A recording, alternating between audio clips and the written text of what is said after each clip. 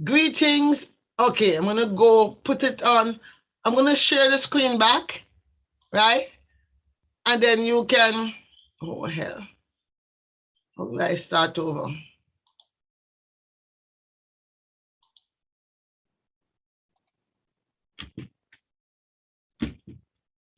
Okay, Charmaine, We are on.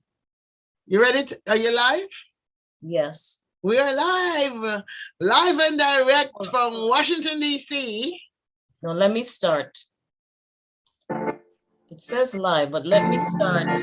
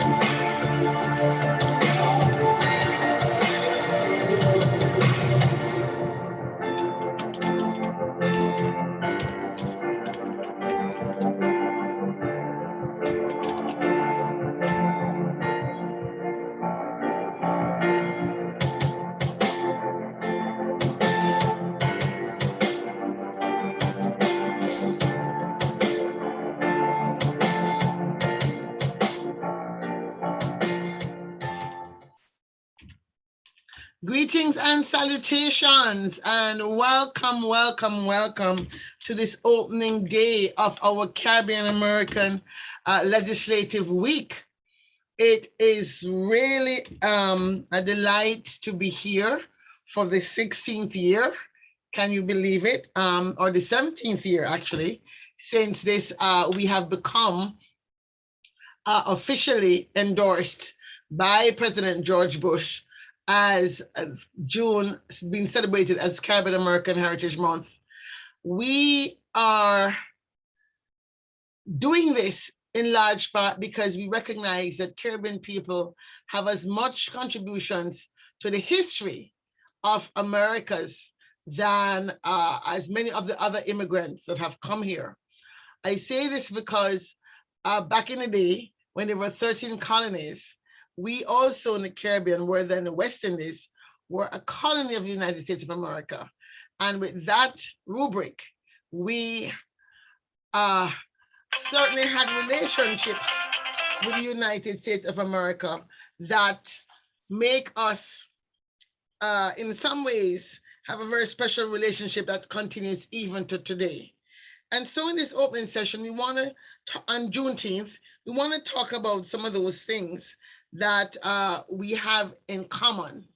And so we're going to invite Ambassador George Wilford Talbot, who is the Guyanese ambassador to United States. We're going to invite Wesley Curtin, who is the co-chair of the ICS Caribbean Private Sector Council and chairman of the Guyanese American Chamber of Commerce, to really get us started in this conversation. We'd like to bring Mr. Wesley Curtin up from backstage where he's waiting patiently. And if I could ask my technical director to do that, that would be a wonderful thing.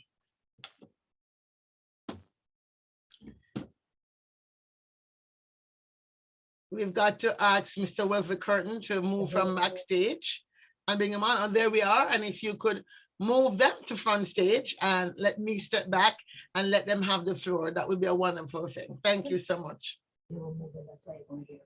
Okay.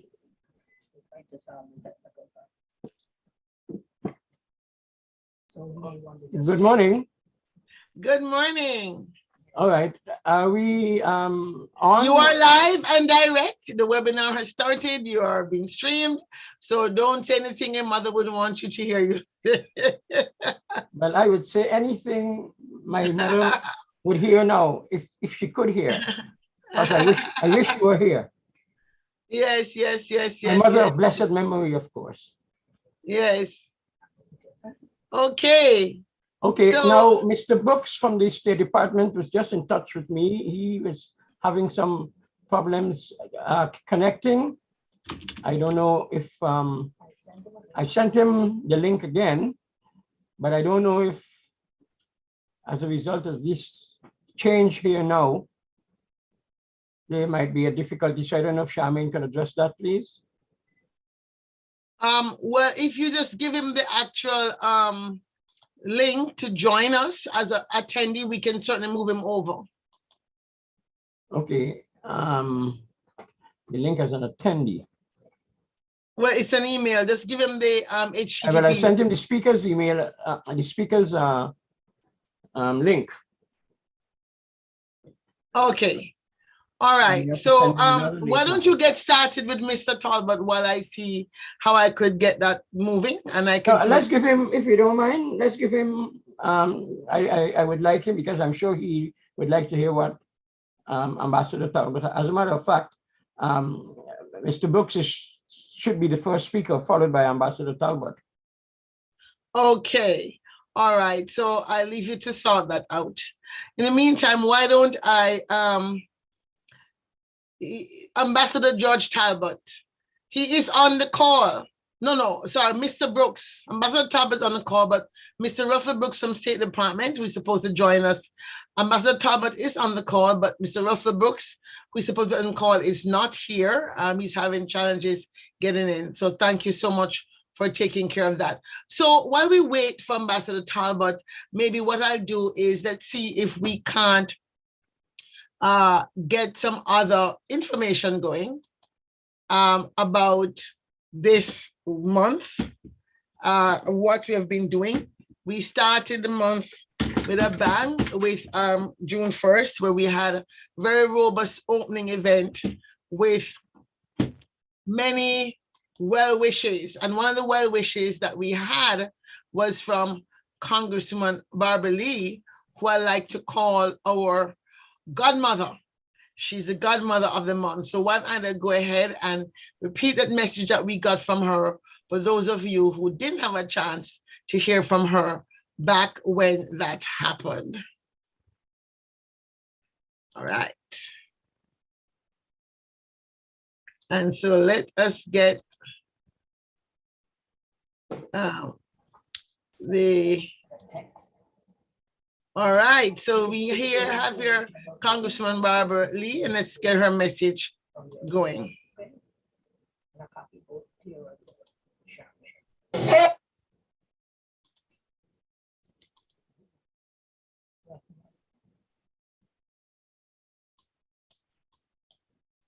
And thank you so much for inviting me to the State Department and Institute of Caribbean Studies opening ceremony celebrating National Caribbean American Heritage Month.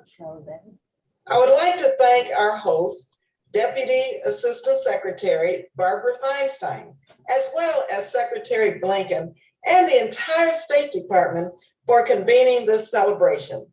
And I want to also extend a special thank you to my dear friend of many years, Dr. Claire Nelson, for her tireless work in the Caribbean American community and for her tremendous leadership. Now, as the sponsor of the National Caribbean American Heritage Month resolution, I want to acknowledge the millions who have immigrated from the Caribbean to the United States since before our nation's founding and in the centuries since.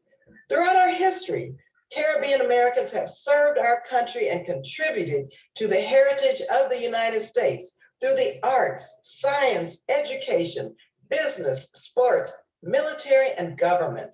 Trailblazers like my mentor, the Honorable Congresswoman Shirley Chisholm, and my good friend, Mr. Harry Belafonte, have enriched American culture and politics in immeasurable ways.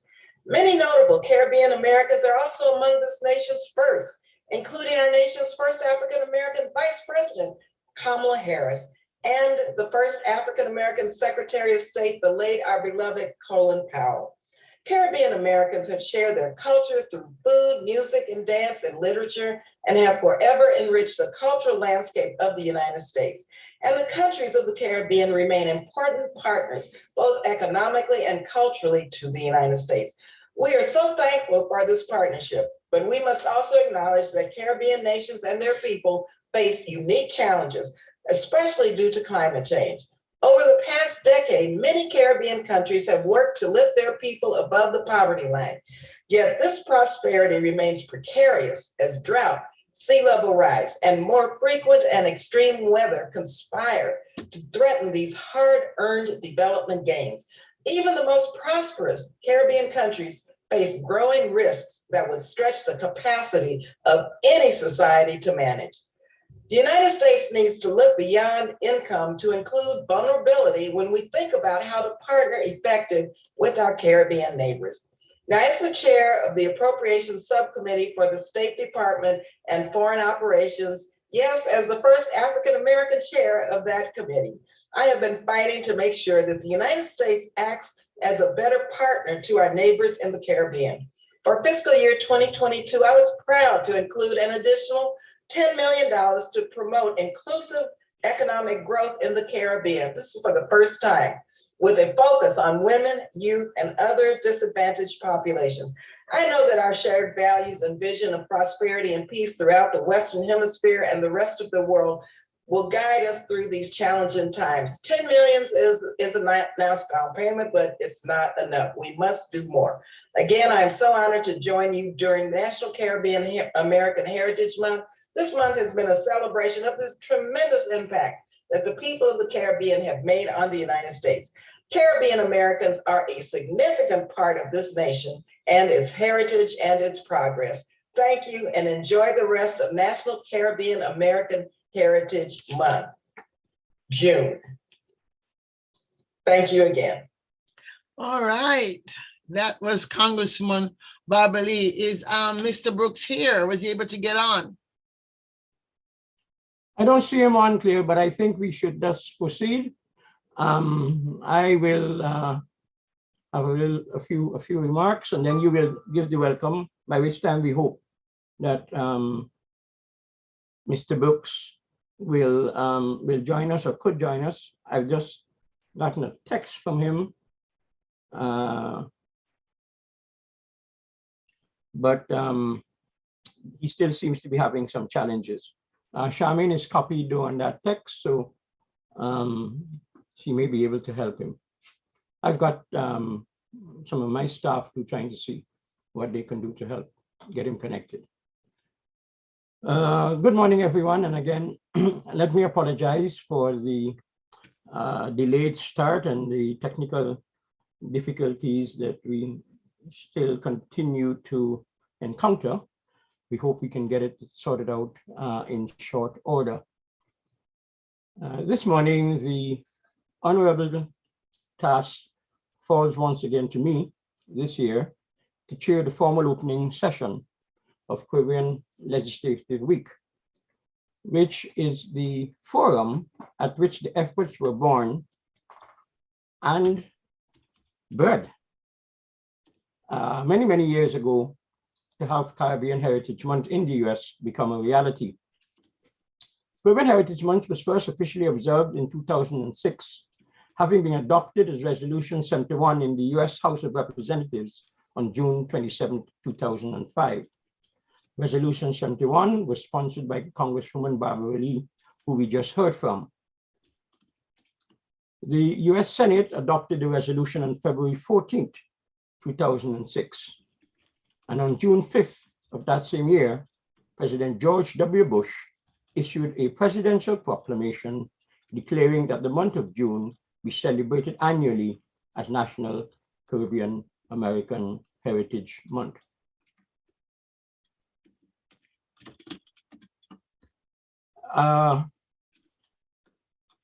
Ever since then,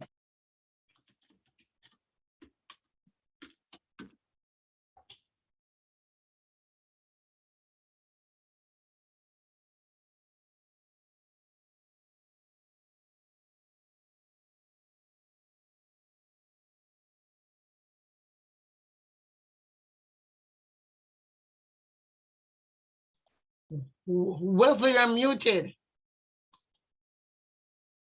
Wesley, you're muted. Wesley, you're muted. Not sure why you're muted. so I've got to start all over again. No, I was actually, you saying- don't. We heard you. You said ever since then, and we didn't hear the rest after that. Ah, oh, okay. Okay, so let me. You don't understand?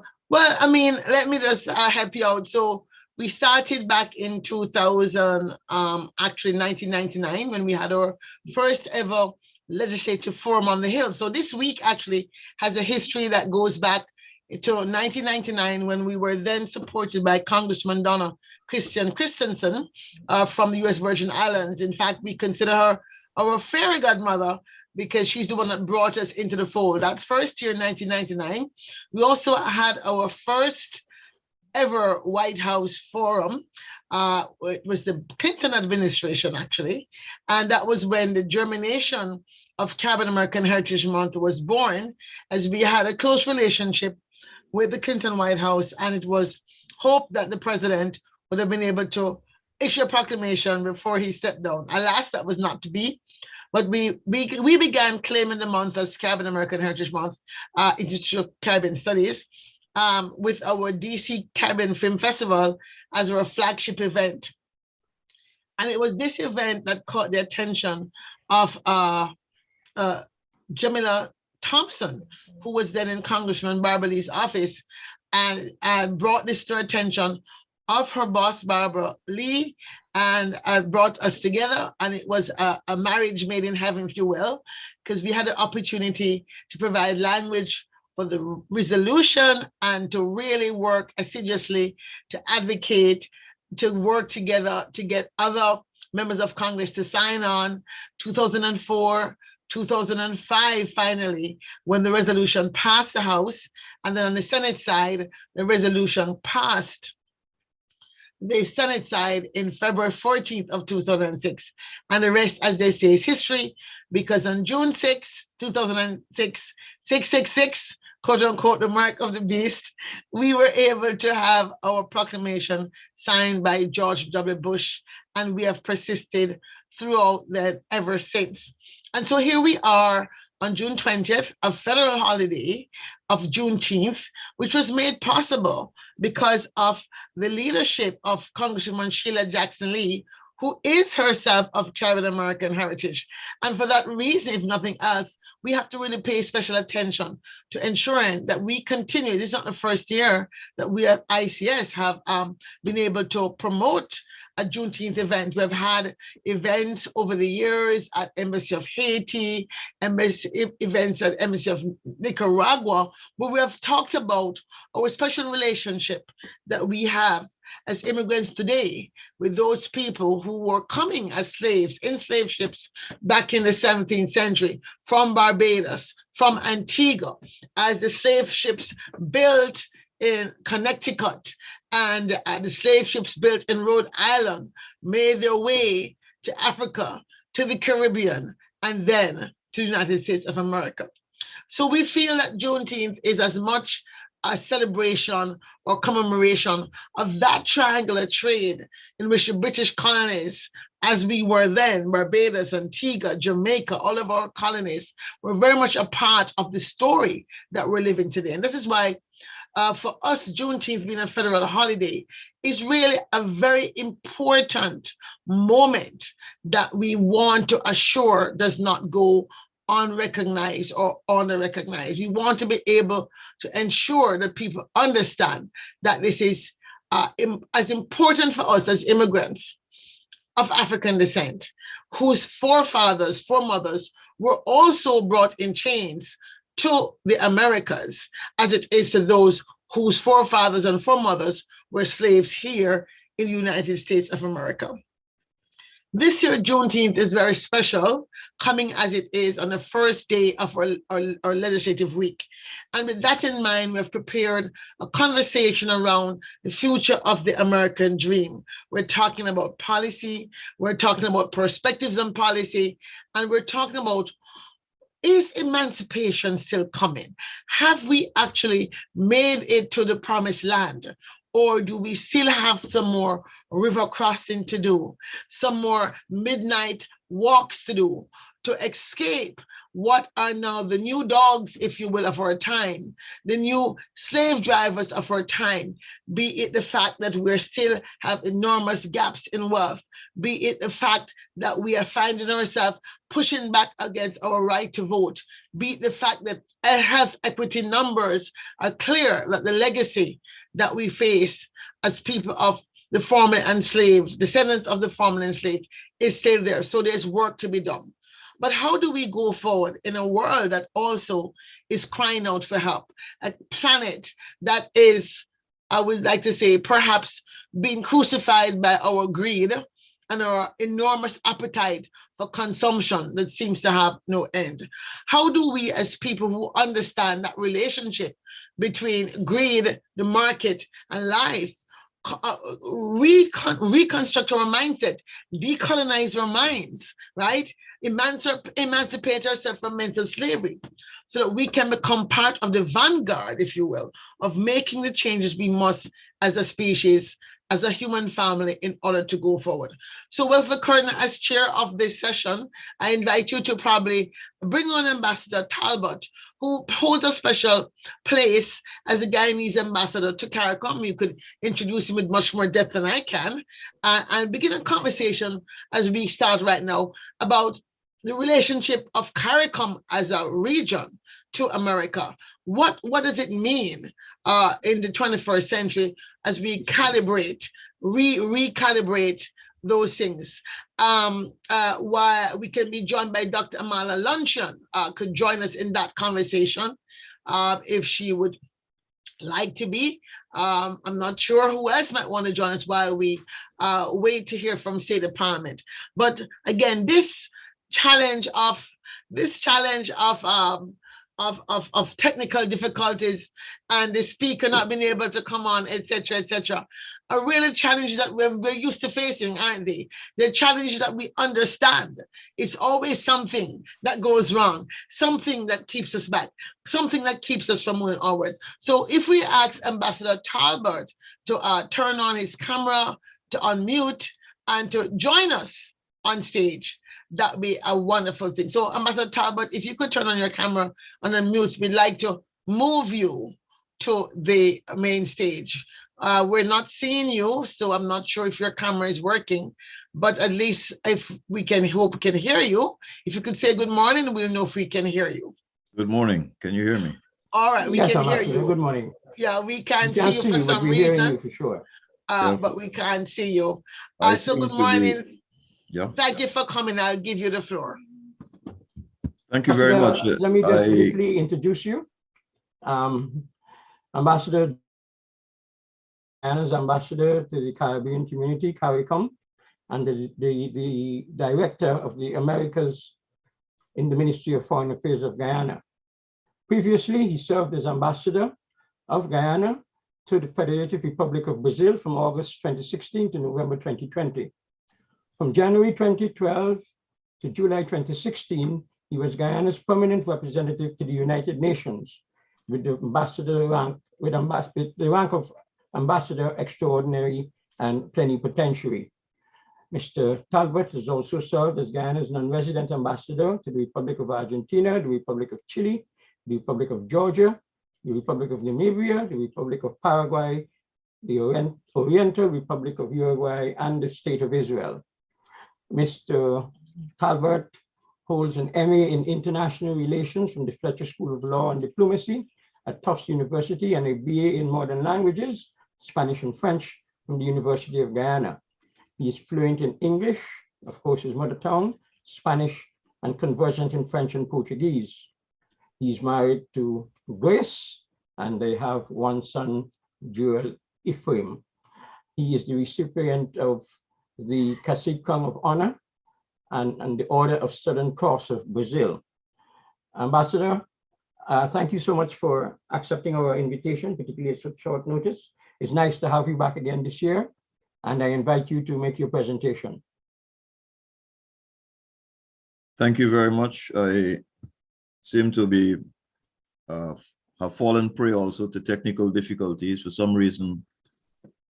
While my video is supposed to be open at this end, I am not seeing myself. Nor can you see me, I imagine. But let me express my thanks for the kind invitation extended, as you mentioned, at short notice. And of course, my remarks will be relatively brief, but it's a pleasure for me to join in this celebration with you. As you mentioned, celebrating the month of June, Juneteenth, this important milestone in the history of the United States, the end of slavery, a history that we share with the US in the Caribbean as destinations ourselves of enslaved Africans and others brought to our shores by colonial masters of the time. But of course, our quest for liberation, emancipation, is a continuing one, so that all the shackles can be removed and that the full potential of our people, both in the Caribbean and the United States, will be realized. And this is the ongoing quest of development, sustainable development of our respective countries, and one that can certainly be facilitated by a strong partnership with the United States, which is, of course, the leading global economy and a major partner, the major partner for the region in the hemisphere. The United States is, of course, the largest trading partner of CARICOM countries generally. It is, of course, the destination of the largest Caribbean diaspora in the world. And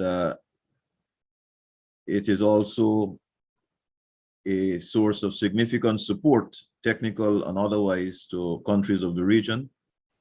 The United States sees the Caribbean and the Americas more broadly as important to its own security. And certainly,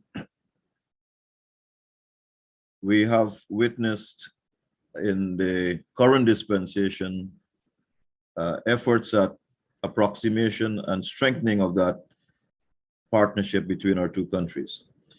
When last I spoke with you, that was in June of last year, I had the privilege of speaking on behalf of the Honorable Hugh Todd, Minister of Foreign Affairs and International Cooperation of Guyana.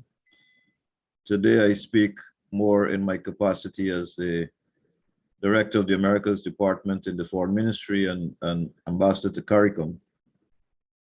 On that occasion, I had advanced 4 broad areas for continued advocacy and action by the Caribbean community in the United States, along with, of course, with ourselves here in the region.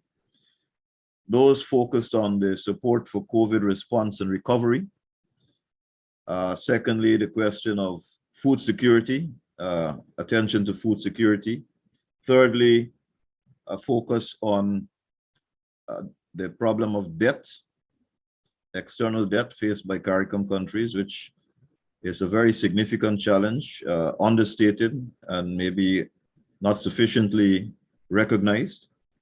And fourthly, the support for digital transformation in the region. In the latter regard, I had adverted to the report of the Caribbean Commission on the CARICOM Commission on the Economy 9.58, which is emblematic of the performance of Usain Bolt and pointing to the need for a rapid acceleration in the transformation of the region on the digital front and otherwise.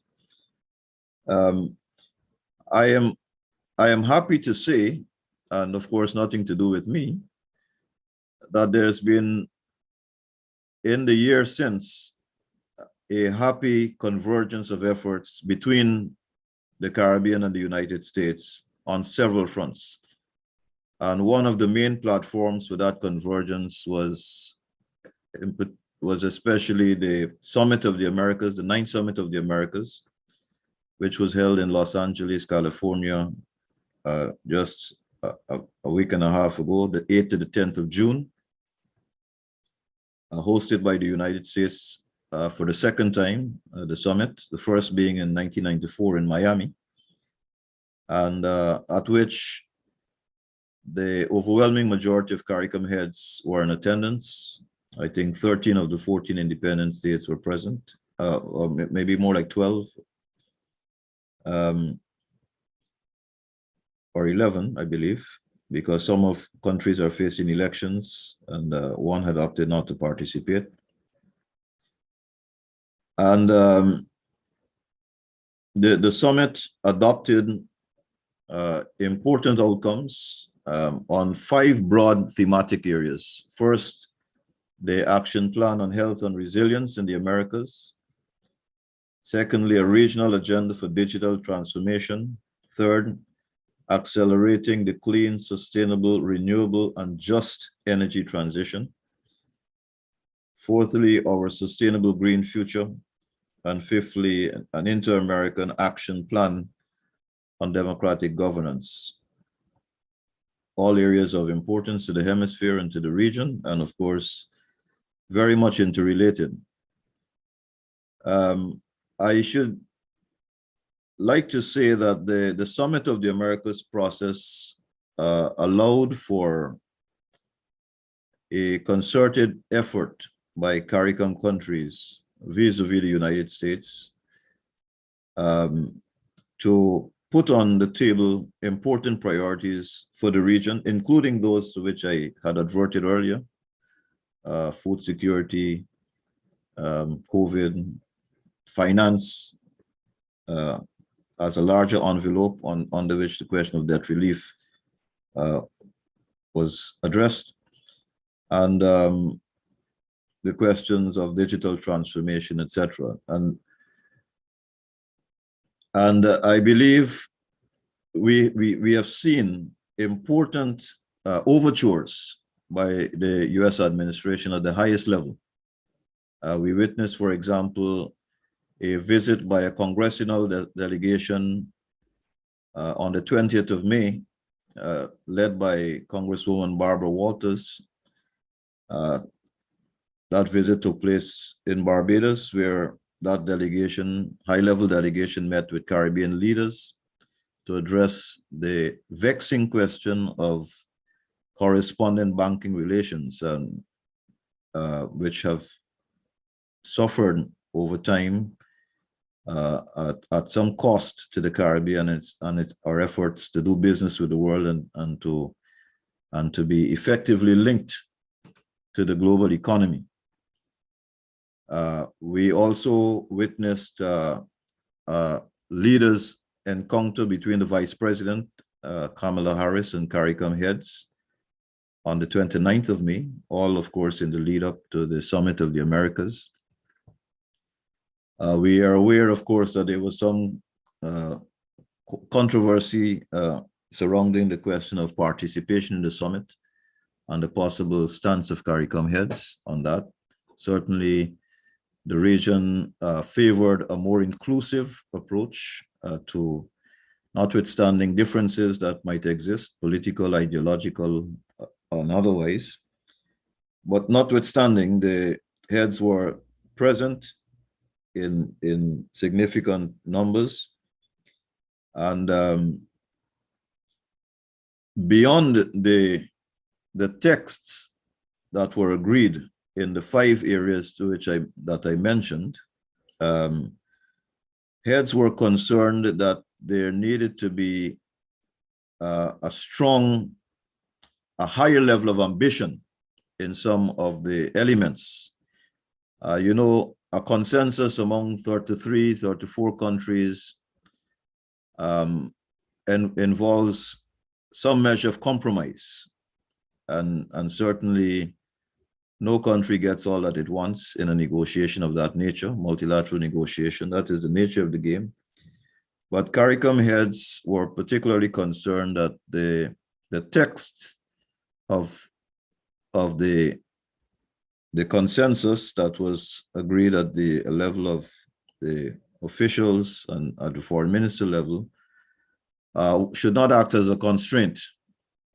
And this is one of the elements in multilateral negotiations that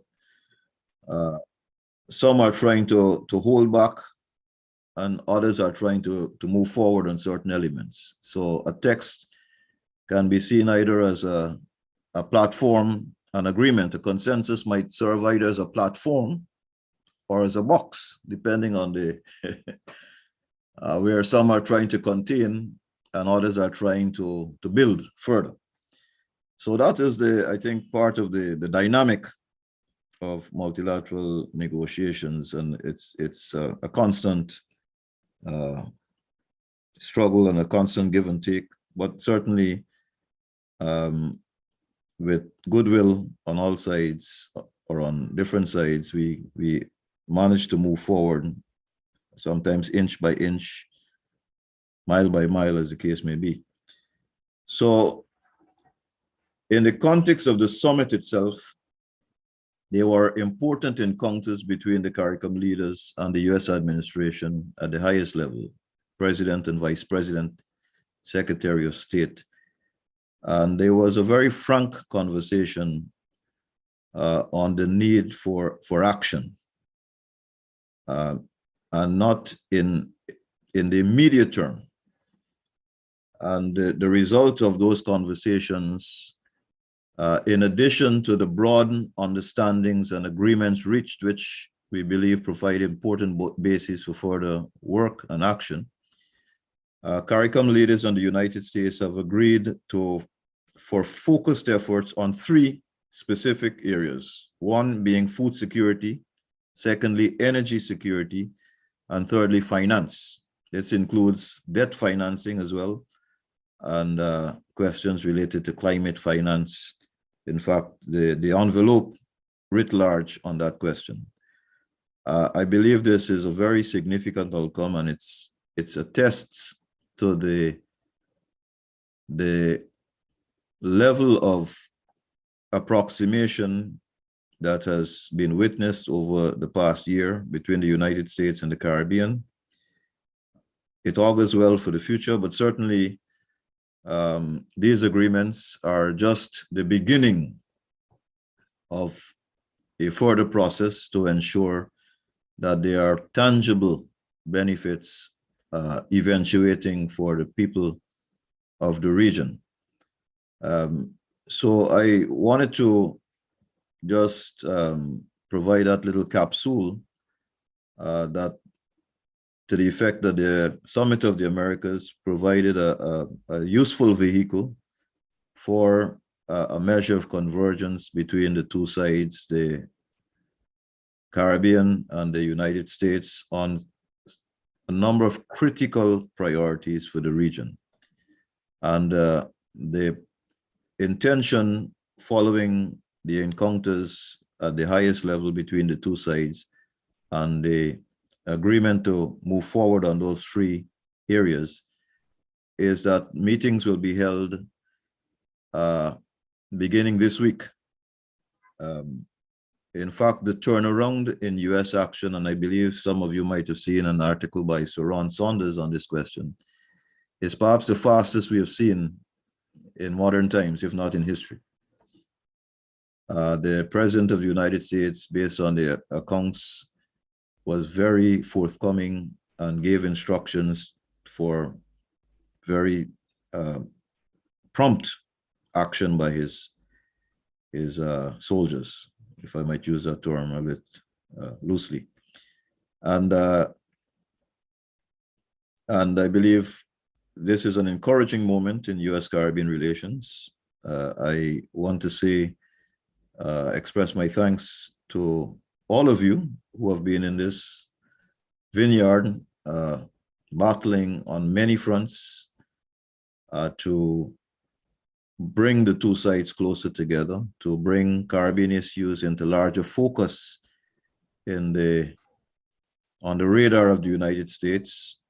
And I must say that we have witnessed, in the context of the Summit of the Americas, very deliberate attempts by the United States to reach out or to respond to the entreaties and to the concerns of CARICOM countries and the Caribbean more broadly. I think Dominican Republic is also part of this conversation with the US.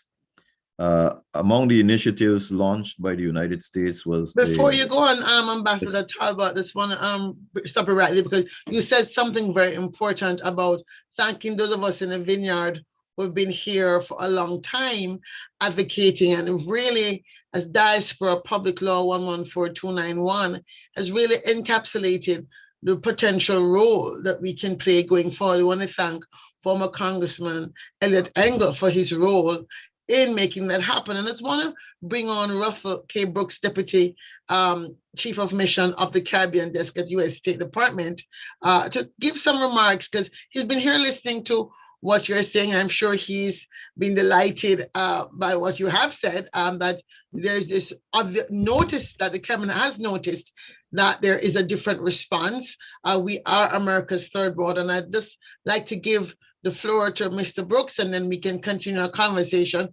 We have about 40 minutes or so, no, 30 minutes or so. We will be closing this session on at 10:20. So we'd like to have Mr. Russell Brooks state his opening words, or opening batting, you say, Mr. Curtin, come to the bat or the wicket. I don't know cricket terms, but I like to use them. And then we continue our conversation.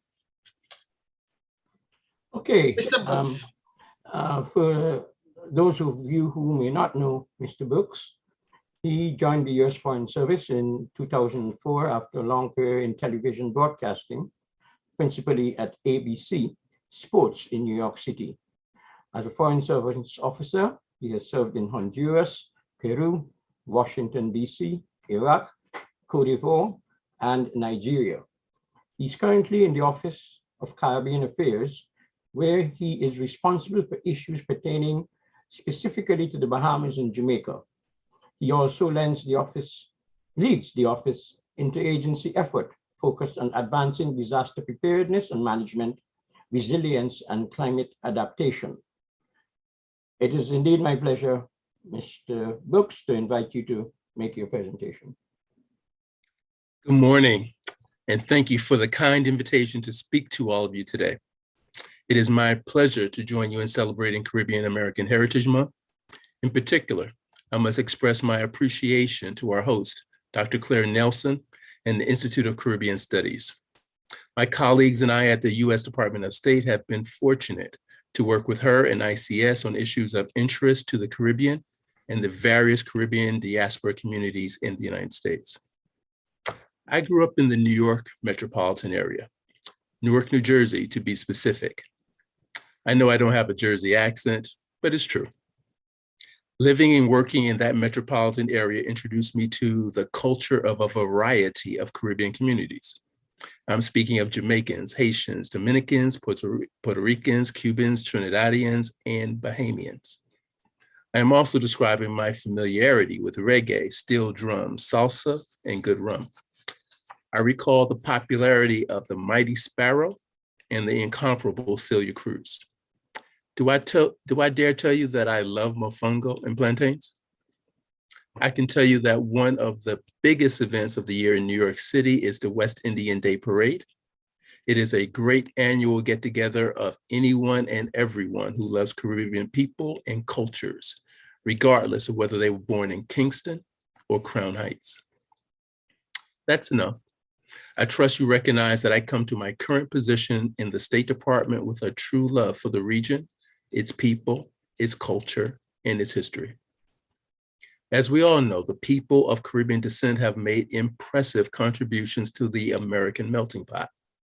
The list is long, and I can't name them all here, but we know that former Secretary of State Colin Powell, the great actor Sidney Poitier, and federal judge Constance Baker Motley are among that auspicious group.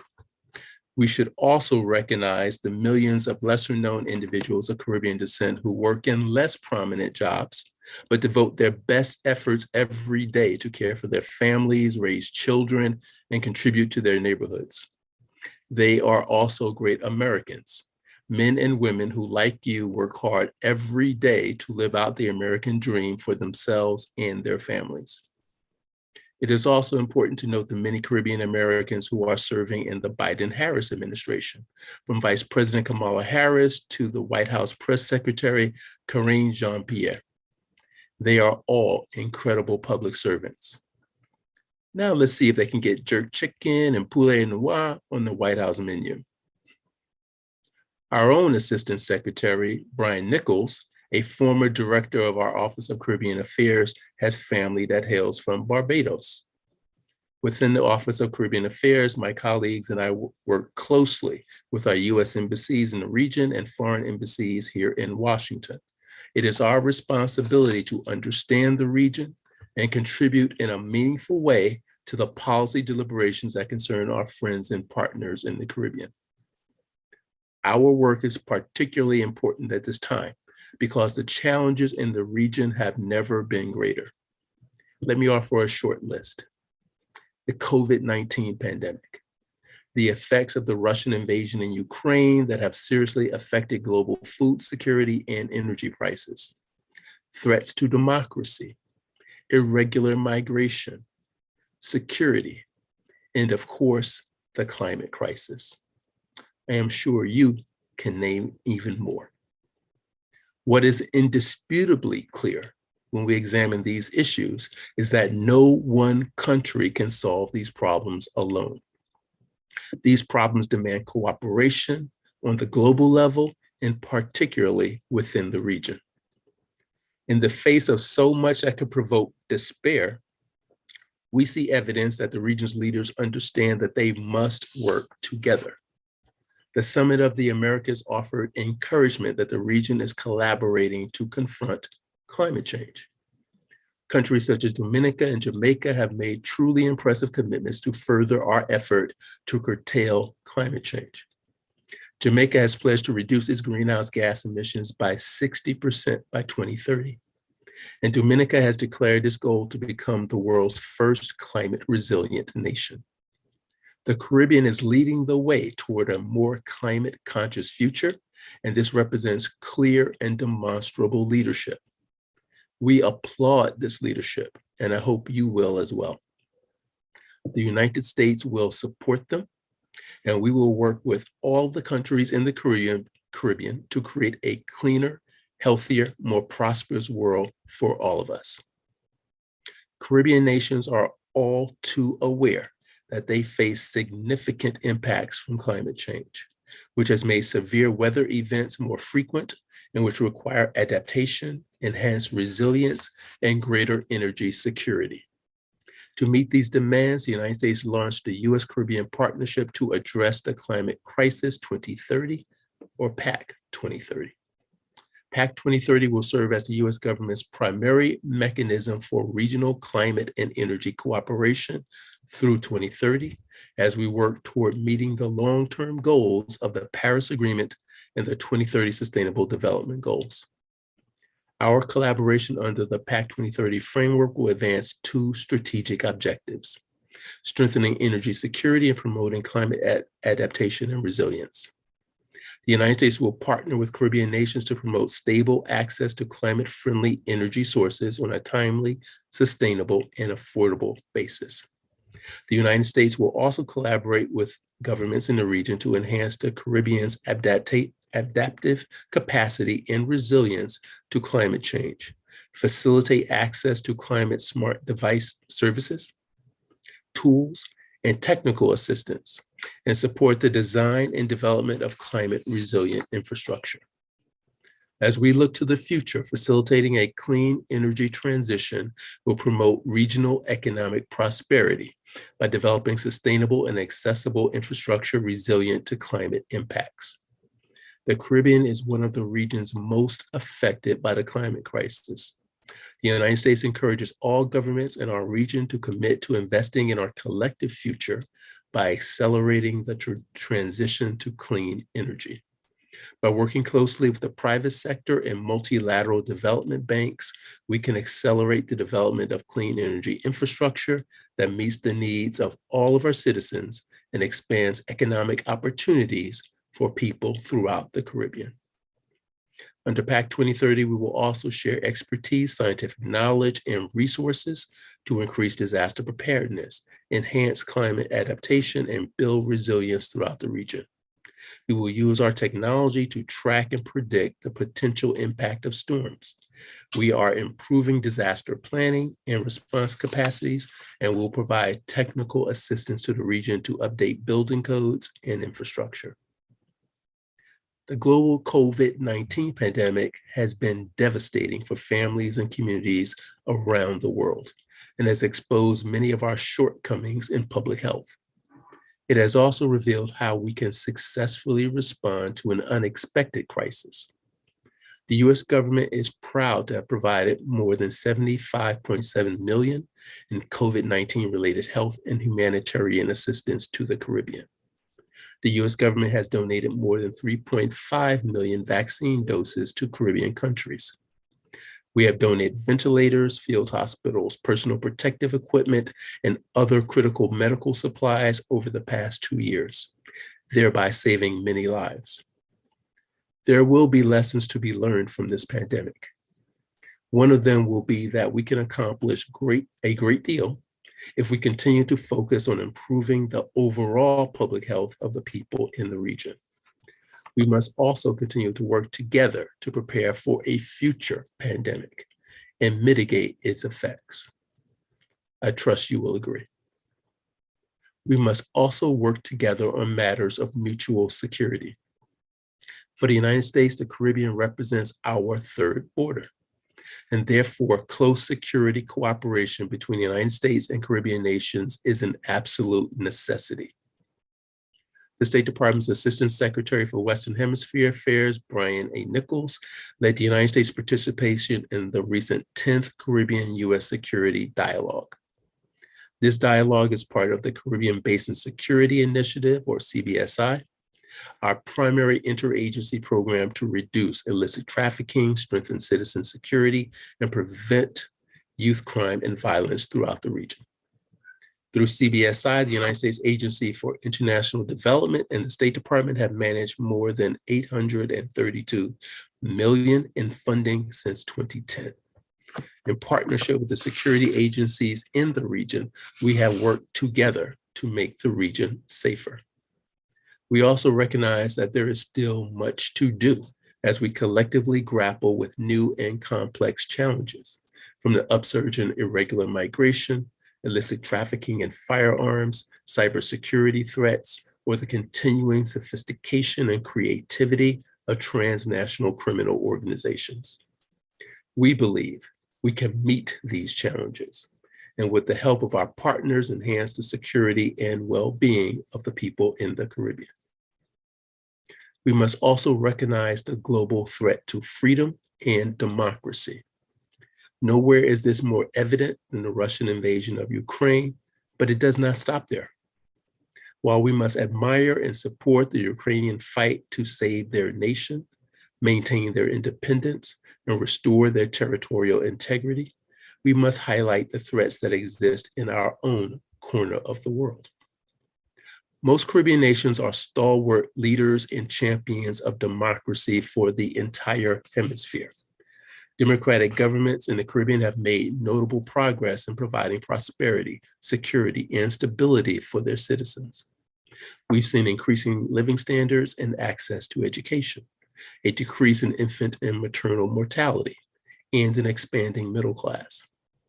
It must also be said that we have witnessed growing inequality alongside the economic growth. contributing to citizens' frustration with their governments and a growing sense of hopelessness, which feeds instability. This frustration has manifested itself in the growing popularity of authoritarian populist leaders. This is a dangerous trend that spells danger for democracy and democratic institutions. This tendency can also be exploited by malign actors both within the region and outside of it. While we recognize that democratic institutions with free and fair elections remain the norm in the Caribbean, there is room for improvement in our hemisphere. There are still places where pervasive corruption undermines the development of accountable democracies, the rule of law, and inclusive economies. We at the State Department and the Bureau of Western Hemisphere Affairs are committed to furthering the goal of promoting inclusive, prosperous, and equitable societies. We believe we can only succeed in building stronger, safer, more equitable, and resilient societies through the deliberate inclusion of everyone, including the most vulnerable groups. We must be steadfast in our commitment to calling out the malign actors in our region, whether they be individual leaders or transnational criminal organizations, and working with our friends and partners to further our common values and the principles of democracy, individual freedom, and human rights. To accomplish our goals, we are committed to working through regional fora like CARICOM and the Organization of American States, and alongside leaders throughout the hemisphere to defend freedom and democracy. In conclusion, thank you for giving me this opportunity to address you today. I hope I have added to your knowledge about our engagement in the Caribbean. I am always happy to celebrate Caribbean American Heritage Month and to illuminate the many contributions of this group of Americans. Let's continue to work together to strengthen the relationship between the United States and all of the countries of the Caribbean. Thank you very much. Thank you, Mr. Brooks, for your informative and inspiring remarks. I think your contribution this morning and that of Ambassador Talbot in Guyana, coming 16 years later, after the proclamation of June as Caribbean American Heritage Month, our deliberations continue to serve as a critical bedrock in the relations between the people of the United States and the Caribbean region. I think these deliberations also serve, along with the ongoing outreaches that ICS continues to do with elected private sector and civil society leaders and decision makers, both in the US and the Caribbean. These continue to prove beneficial to the relationship between the US and the Caribbean. There can be no doubt that the Caribbean diaspora continues to make an increasingly critical contribution to the formulation of US-Caribbean relations. The Caribbean diaspora represents a significant voting bloc in several key constituencies. And I think that contribution should not be underestimated or taken for granted on either side of the Caribbean Sea. You know, from the pandemic to the war in Ukraine, along with ongoing threats to and failures of democracy, and a number of other things, climate change, security issues, health issues. I think this year's legislative week comes at a critical stage in the conduct of international relations. And I hope that during the coming week, what we will see is not just discussion and talk, but concrete recommendations that may contribute to the implementation of action plans that serve to improve the quality of life of the people of both the US and the Caribbean. At this stage, I think we can further open the floor to comments and questions from the panelists and from others who may have joined us this morning.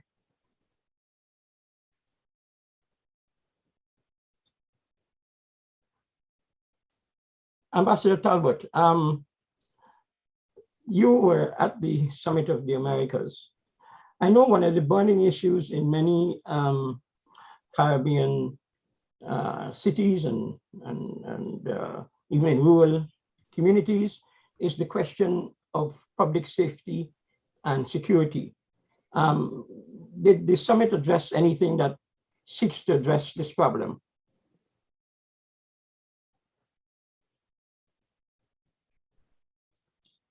Thank you very much. You have, of course, alluded to a very important challenge in the region. I believe question of violence has been a significant issue for the Caribbean. And we've had very high incidence, for example, of homicides comparable with some very dangerous parts of the world involved in actual civil wars. This issue did feature in some aspects of the conversation. I believe in the context, for example, of the strengthening of democratic governance. Security is certainly one of the elements. And of course, trying to figure out some of the underlying factors that contribute. I think Master Brooks would have referred to some of those elements that can lead to frustration and test the fabric of the democracy of our respective regions. So yes, it is an issue that has featured at the summit. It has been raised by a number of countries, including CARICOM countries in their interventions, and certainly recognized as an issue. And I think it forms an integral part of the cooperation that we enjoy with the United States. But certainly more needs to be done. The question of firearms, for example, trafficking into the region. The region is not itself a manufacturer of these weapons, but yet it finds itself as a destination of many of these arms that find their ways into our countries and into the hands of, in many cases, very young people, you know, teenagers, and the sense of finality that comes from a bullet is much different from what would have come from a piece of stick, which would have been some of the elements of violence in the past. So it's really a troubling question, and one that deserves continuing and serious attention in the region and in the context of our collaboration with the United States. And Ambassador Brooks, of course, these problems are not unique to the Caribbean. The whole question of gun violence is also one of concern here in the US, and particularly to members of the Caribbean American diaspora. What can we do as a diaspora to help in the whole question of reduction in violence in our communities? Is that question directed toward me? Yes, thank you. Okay. I think the diaspora can do a number of things. You are very correct that questions concerning violence are not restricted to the Caribbean, far from it. There are things that we must do in the United States to reduce the flow of firearms, illicit firearms that are headed to the Caribbean. And the Caribbean diaspora can be a major voice to call for legislative changes, for changes in our law enforcement approach that can reduce that flow of arms. At the same time, the diaspora also has to call for measures that will be taken domestically within these countries in the region to give young people a greater sense of hope and reduce their frustration, whether those changes take place in the form of education, whether it take the form of increasing attention to young males, especially in the impoverished communities, to provide them job training and a sense that there are opportunities for them, realistic opportunities for them outside of the criminal world. Unfortunately, if I use Jamaica as an example, just one example, too many young people there are attracted to what's called the lotto schemes, in which they participate due to their English skills in the attraction of relatively easy money that on one hand will certainly improve their circumstances, but are crimes that take advantage of vulnerable, defenseless people, just like other crimes. The funds from those crimes also contribute to the ability to purchase firearms. And then that, of course, leads Jamaica to be among the world leaders in homicides. That is something that we all should be concerned about, and that we should all make every measure possible to reduce.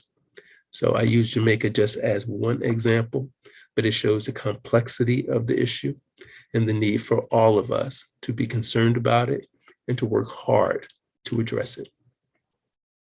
Dr. Nelson, any comments from you? Oh, most definitely. As you know, this dream of ours called the Institute of Caribbean Studies was founded almost 30 years ago. I was a young Turk. There was no gray in my hair, which I tried to keep covered with. Try to keep covered with my head wrap so people don't recognize how old I actually am. But the idea of ICS certainly was to, first of all, bring our voices together in a collective space, so we might begin to understand the benefits and the privileges of the American construct, that all who come, all who have been here, do have a right to be part of the fabric and tapestry of the shaping of the democracy. And so the month is about visibility, voice, and agency. And when we started ICS, that was where we wanted to get to. We're now on our way there, and we're very really pleased that the HR 4939, which became Public Law 114291, really allows a more institutionalized process to take place. Question is, how do we really go beyond what I call the policy speak and get it into the story? And one of the things that have come up for me is this idea of the American dream. Right now, the American dream is in danger of being blown to tatters, yes and no, but certainly it has to shift in an era where we are being, let's say, affected by climate change. We're being affected by AI and technological marvels that were not foreseen when the Constitution was written. So a lot of the freedoms that we've come to expect are now at risk. People are talking about not having a living wage, and all of this affects the American story, the American economy, and quite frankly, the American reason for being, reason for people to come into America. A lot of people in the region don't understand that the America of the 1980s is not the America of today. And so people are still fleeing poverty, coming to look for opportunity in ways which really do not, to me, spell sense, because those jobs that existed 20, 30 years ago no longer exist. Those jobs are now being automated. And so there's a real need for all of us to sit together and not just talk about what is the American dream, but talk about the hemispheric vision. What will the Americas look like in 2030 and beyond? How do we use platforms like the Global Sustainable Development Goals to build out a shared vision for the Caribbean region, for the minority people like we are in America, and for the larger American community? That is like a basket that can indeed be woven so tight that it can carry water. We have a saying in Jamaica, you give me a basket to carry water. But back in the days, there were some baskets that were woven so close that they could carry water. And so that is what I'm saying. This conversation today is very special. And we're really, I think, glad that it turned out that we could have a conversation like this open with somebody from the US side speaking to somebody from the Caribbean side speaking about this third border, very porous third border, a border that is really the open sea, right? And we have seen that even Jamaicans who didn't used to arrive by boat are now hop, skipping, and jumping from Jamaica to Haiti, and then forward to the shores of South Florida. So we see that there are new challenges that we have to deal with, and we must come together to create a common story. And perhaps our presence here in America can also help those older guards that don't see the value of, let's say, having everybody around the table, even though we disagree. In the Americas, we share as Caribbean Americans our disappointment that countries like Cuba were not included in the conversation, because even though, quote unquote, you know, they may not be following the party line, we do believe there's value in having a conversation. There's always value in having a conversation in order to keep this region safe. God forbid that we see any country in this region actually go into another country. Oh my God, this is a prayer that we hope we will never have to say, God, why didn't you answer our prayer? So we have a lot of work to do as diaspora, Caribbean diaspora, Central American diaspora, Latin American diaspora, and the Summit of the American process, flawed as it might have been, was also very successful in advancing the civil society dialogue. And so this is why we're very excited that as we wrap up, that the State Department is committed to supporting civil society, because at this point, we can't leave it to the hands of the elected politicians, because rule of law in the Caribbean is not as robust as rule of law here in the United States of America. We know this. I don't know how many, since I've been in America, I don't know how many congressmen and former congressmen and former mayors I've seen being arrested and taken off to jail. I've never seen that happen in the Caribbean. Therefore, as I like to say, we might have our flaws here in America, but at least we're moving forward in a direction that makes me consider it a privilege to be part of the process of shaping the American future. And I think we can take some lessons that we have learned in our process of being active spokespersons and conversants with the US Congress on both sides of the House, with members of the executive branch, the White House, Department of Commerce, USDA, all the groups we've been meeting with since we were founded back in 1993. I think we can take the lessons we have learned in this process to help to educate our people back home, to understand that it is the politicians who must serve them, not the other way around. And this, I think, is our duty. And this is why we're closing, as we open with this conversation, our closing conversation on Friday. We'll again revisit, hopefully, the Summit of the Americas, and we'll revisit also the issue of a civic engagement, corruption, and transparency. And we're hoping on that Friday to begin to launch our Civil and Peaceable Futures Initiative, where we gather the Caribbean people from across the globe to say, we will help to shape a free and prosperous and inclusively prosperous Caribbean, the same way our forefathers and foremothers, who were the architects of our independence movement, Norman Manley, Eric Williams, all the giants. We are the ones that we have been waiting for, and we're the ones that have to take it forward. So it's, you know, I want to thank Ambassador Talbot for really giving us a really good wrap up for those of us who didn't have a chance to go, didn't have a chance to sit and listen for the entire time, a wrap up or a summary of what happened. And I want to thank Mr. Russell Brooks from the State Department for being here on a holiday. That shows how committed he is to this conversation. He could have said, oh, it's a holiday, I'm not going to be working. But I'm so happy he didn't see it as a job, but he saw it as an opportunity to continue a dialogue we started some years ago. And so I thank you all both for coming, and thank you, Wesley, Chairman, for really saying, yes, let's start the day with this, because this conversation really has been a robust start to our session. I give the floor back Yes, to you, Claire, Mr. thank you so very much. And I really sincerely want to thank both Ambassador George Talbot and Mr. Russell Brooks for accepting the invitation at such short notice, particularly, as you pointed out, for Mr. Brooks and for us here in the US. It's a holiday today, but I think our ancestors would be proud and satisfied with the fact that we took time out to discuss such critical issues, critical to the improvement of the quality of life of our people in the Caribbean and here in the US. Of course, during the course of the week, there'll be discussions on a number of issues, particularly some of real critical importance at this time. The issue of food security, the reliability or lack thereof of the supply chain, and of course, issues like the impact of climate change and disasters on our economies.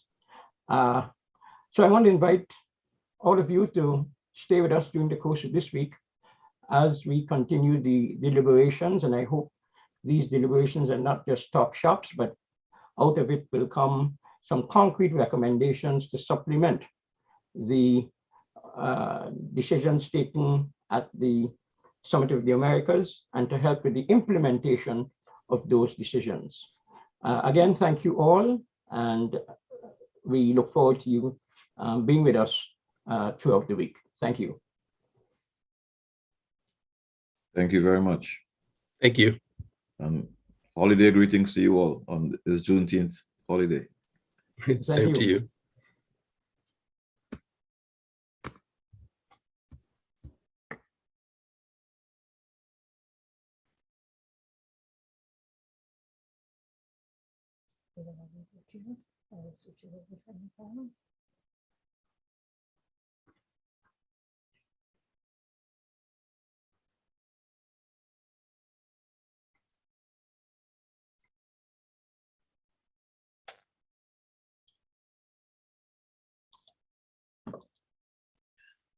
All right, we are here and we are getting ready. We want to again thank Wesley Curtin and Ambassador Talbot and Mr. Russell Brooks for bringing us together in this session. We are just really so grateful that the day started off on that level of conversation.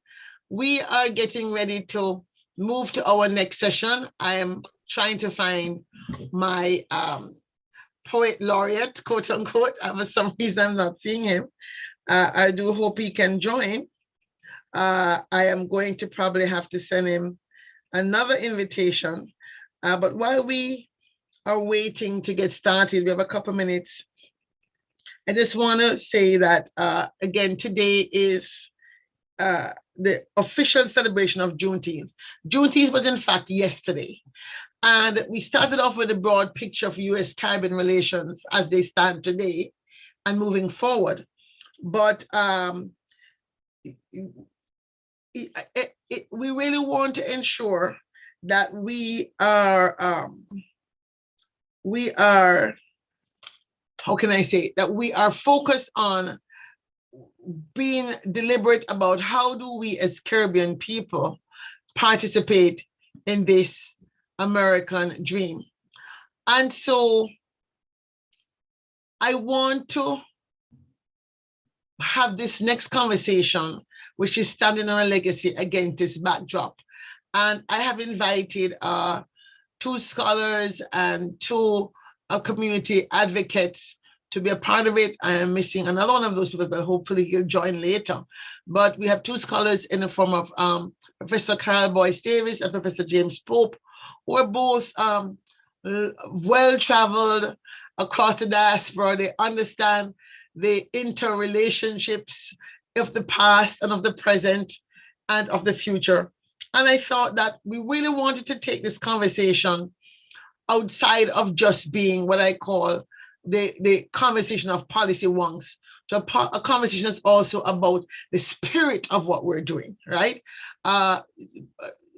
We want, especially on Juneteenth going forward, public holiday, we want to set a standard that Juneteenth is not to become another go to a sale day, right? And we as people of African descent have to be very deliberate about ensuring that we set a standard, we make a move to say no to the marketplace on Juneteenth. You know, there are some people who have from time to time have been saying Black people don't shop on X day or this day. This is the day that Black people never should not shop. Okay? If there's no other day we should shop, it is Juneteenth federal holiday, because we were once those who were shopped for, right? And for us to turn a tribute to our ancestors into a shopping day would be a fiasco of the largest proportions. If we're talking about reparations, we certainly ought to be about our own redemption. And not shopping on Juneteenth Day will be about our own redemption, decolonizing our mind so that we can move forward in a new way of being. And so I would like to invite Dr. Boyd Davis to begin our conversation. We're going to bring her on. We're going to also ask her to be followed by Dr. James Pope. And then we'll have our discussants, Loretta Green Williams and Neil Anderson, who will be joining us, and our poet laureate, Jeffrey Phillips, will be joining us, no doubt, by the half an hour, and we can continue our discussion. This is an exchange. So those of you who are listening, feel free to post a question and answer or post a comment in the chat so we can really warm the spirit up and use this opportunity, especially this panel, to talk about standing on our legacy as a tribute to those who have gone before us, a tribute to those who have laid the foundations for our survival and our thrival as we experience it today. Those of us who have, quote unquote, made it to doctorates, those of us who have made it to being business owners, those of us who have made it to being consultants and other things that we do with our lives. Those of us who have made it because our parents came as immigrants and paved the way for us. There's so much that we ought to be grateful for. So this entire session can be seen as an invocation, if you will, and a prayer and a blessing and an ode to our ancestors who paved the way for us. I'd like to ask Dr. Kyle Boyce Davis to take the floor. Good morning and a happy Juneteenth to listeners, to my colleagues, to my co-panelists, to you, Claire Nelson, for your continuous work to keep the linkages that we have had historically alive. And I want to begin there with thanks. Well, I want to probably say a few things about the connections. And in that vein, I want to say that, first of all, Juneteenth is part of what my colleague Rinaldo Walcott calls in his book, I don't know if you can see it, The Long Emancipation Toward Black Freedom. Rinaldo Walcott is a professor at the University of Toronto, and his book, The Long Emancipation, argues that emancipation is an ongoing and a continuous process, and we have to juxtapose it with the desires for Black freedom, right? So in other words, we cannot see emancipation as often we do with dates like Juneteenth as an event or something that just came and happened and is done, but actually see it instead as part of a long process. That's the first point I want to make. So Juneteenth and all its histories, its negative history, we know, and its positive history has to do with that process, that ongoing process. And I was quite touched to look back in a collection we did called the Encyclopedia of the African Diaspora. And one of the first entries is called Abolition in the African Diaspora. I'd like to recommend it to our viewers or listeners, because in there, this is a really wonderful essay, subject essay by a guy named Umar Ali.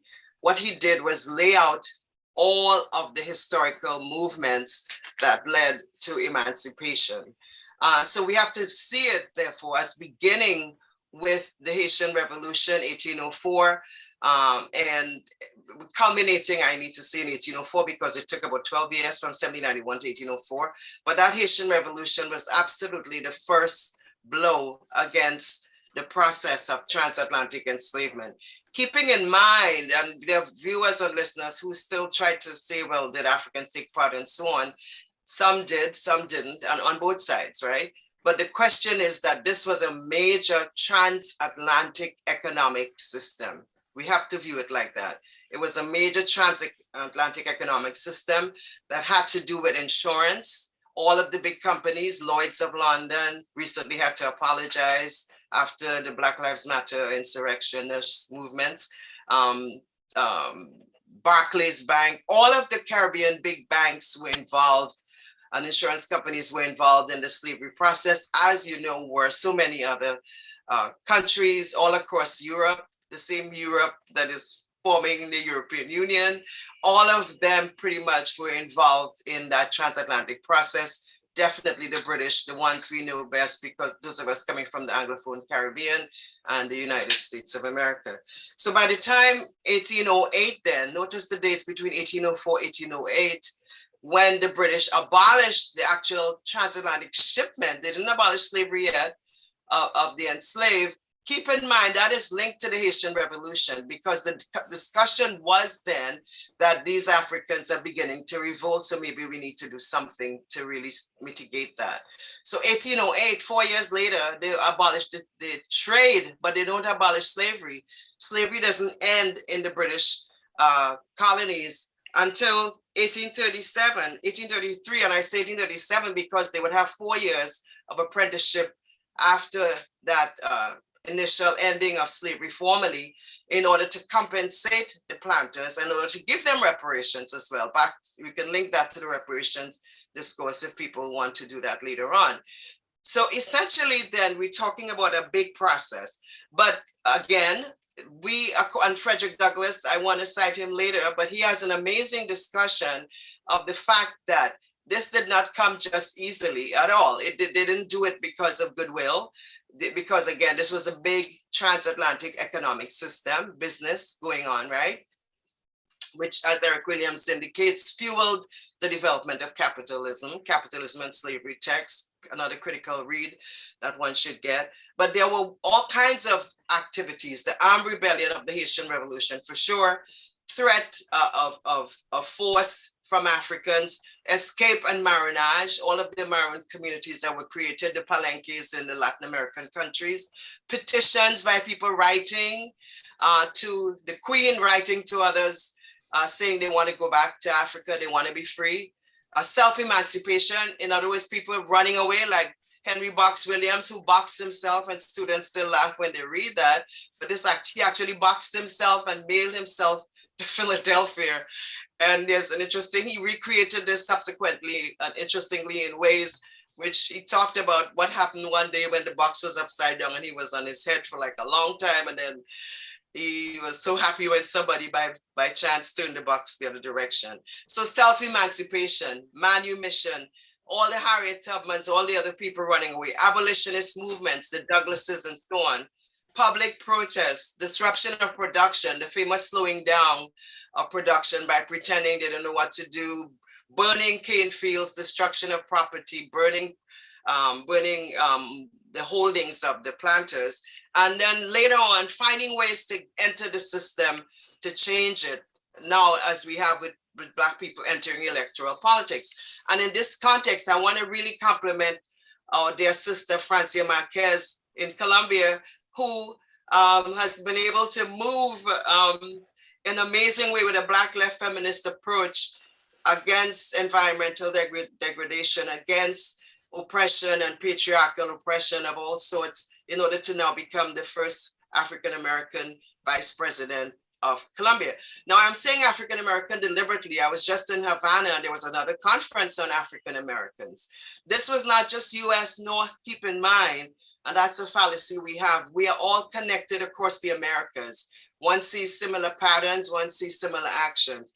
So African America, in my view, is a long American framework, which we have to connect Central America, the Caribbean, North America, and South America. And if we do that, we really understand how we have been able to move towards this particular point in time. So basically, 1848, the French colonies got emancipation. Notice granted again, but people, as I said, fought for these things. 1850s, Colombia, Panama, Ecuador, Venezuela. It was a whole century. 1863, Suriname and the Netherlands, 1865, the United States. So this is why Frederick Douglass would give that famous speech called West India Emancipation. And all of these things are online, people. So you can find these documents now. Just Google Frederick Douglass, West India Emancipation. It's only about 4 pages long. Let your children read it, because Douglass is one of those who argues very early that emancipation didn't happen because of Wilberforce and the others just wanting to give freedom. No, he said it happens, quote, "The spirit of freedom was abroad in the islands. Insurrection for freedom kept the planters in a constant state of alarm and trepidation. A standing army was necessary to keep the slaves in their chains. This state of facts could not be without weight in deciding the question of freedom in these countries." This is Frederick Douglass, y'all. This is 1857. He is saying this while the US still has slavery. Remember, the US doesn't have slavery ending until 1865.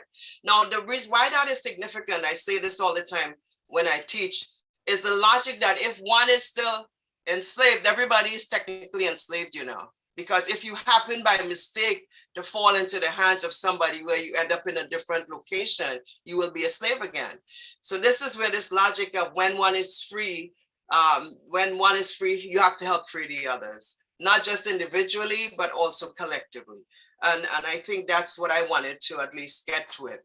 And then we can link that again to another major speech by Frederick Douglass, What to the Slave is the 4th of July, where he really critiques American democracy and says, really, this is a sham. You cannot pretend you have a democratic state and go around the world telling other people they want to be democratic or they should be following your message when you still have all these inequities running rampant. So this is why Caribbeans have always been involved in the struggle for the full liberation of our peoples across the Americas.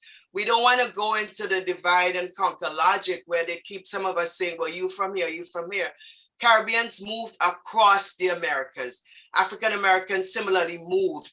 There was an African American company village established in Trinidad, 5 companies of soldiers who fought in the American Revolutionary War, who were given land in the Caribbean. So basically, we are people who've moved. Barbadian planters moved their enslaved people north to South Carolina and created plantations there following that model of Barbadian solidarity. So we want to look at this, for me at least, and from all the ancestors, on both sides, the US and the Caribbean, who have done this work. W.B. Du Bois, for example, called it a local phase of a global problem, that we look at racism in its global iterations, and we look at how then we across the Americas have been able to move and with a kind of solidarity that we still need to invoke, we still need to recreate consistently. And I'll stop there, and hopefully if you have more questions, give my colleagues a chance to jump in and add their pieces, and I look forward to further discussion. Dr. James, you're up. Greetings, everyone. I am beyond ecstatic to be sharing, this digital platform with one of my teachers through the work that she has been doing over the years, particularly Carol Boyce Davis, Professor Boyce Davis. I mean, this is our first time actually even having any conversation or anything, but her work particularly on Claudia Jones, and one of my heroes, one of the people that really informed my work very much publicly and also intellectually. And also one of the things of sharing a stage with fellow academics is that oftentimes we read some of the same stuff and come to the same conclusions. So there's a lot here that is kind of I don't want to say repetitious, but it also gives us an understanding of the sociology of knowledge, meaning that there are continuities. And if you're following these particular strands and continuities, you will come to, through your particular way, some of the same conclusions. So I wanted to take a little bit of a turn to look at more of how do the philosophical or the intellectual processes of resistance have articulated themselves over time and space, because we can talk about the dates, we can map those dates, we can look at the geographical locations. And for me, the Caribbean, and for most of us who understand Africana resistance, particularly in the diaspora, you cannot start in the Caribbean. You must start there within the context of the spreading of those particular radical and revolutionary ideas to resist settler colonialism and this project of settler colonialism as it spreads itself, and also as it was articulated through these imperial constructs of these so-called nations of France and these other particular places as well. And so with that being said, I wanted to kind of just throw out a few things here of how I'm going to kind of couch my particular comments, and they're going to be relatively brief because I really want to engage in a conversation, is that we should look at this Juneteenth as a portal to understanding the long genealogy of resistance, the continuities of a people to resist these particular structures, right? And if we understand that, then we also have to understand the rituals that we engage in are essential components of how we articulate the way that we want to present ourselves in the world, and also how do we intend to participate in a particular social structure, right? And I say that it is a duty and responsibility to disrupt any dominant narratives of what is considered to be Juneteenth as articulated by a social structure that did not see our humanity, that does not see our humanity, and is intending to not see our humanity as African people. So with that being said, that there's a couple of questions that I think that we need to ask in the context of this dominant narrative of Juneteenth. In the spirit of resistance coming out of the Maroon communities, of course, Haiti is very, very important. And also, the Maroon communities that were moving throughout the Americas from Brazil and informing and developing and articulating and institutionalizing itself into the Haitian Revolution. But we also have to be clear about what Mexico and Texas and that particular history meant. I'm not going to, there's a lot going on. We have to give, Dr. Gerald Horne has just released this very, very important book that really kind of disrupts and redirect, this narrative of what Juneteenth meant. But again, we have to think about Juneteenth as a portal and as an invitation for us to really engage in a deep study. And also, how do we materially manifest or articulate what our ancestors have provided for us as we as they were resisting? Because again, resistance to me is the highest articulation of a people's humanity, and culture is very important in that. And so the different aspects of how we again engage and create and disrupt and take back different rituals become important. So what are these? So I think that the primary question, which is also really as I was coming into this, I was listening to a number of things. There's so many things that are going on today. I was listening to Gerald Horne, and one of the things that he said is that we must really understand why now is Juneteenth being kind of displayed in a dominant social structure. And so this is the reason why, to me, I was saying, and as I was thinking about this, we have to look at it as a portal. What is it that we as an African people must be taking that is disruptive to the dominant narrative that is attempting to redefine our presence and our histories in this particular moment and in this particular time? So there's a purpose to mythology. And so one of the things that, we have to be clear about is that this settler colonial nation that is considered to be the United States. Of course, we know that that's not necessarily historically correct.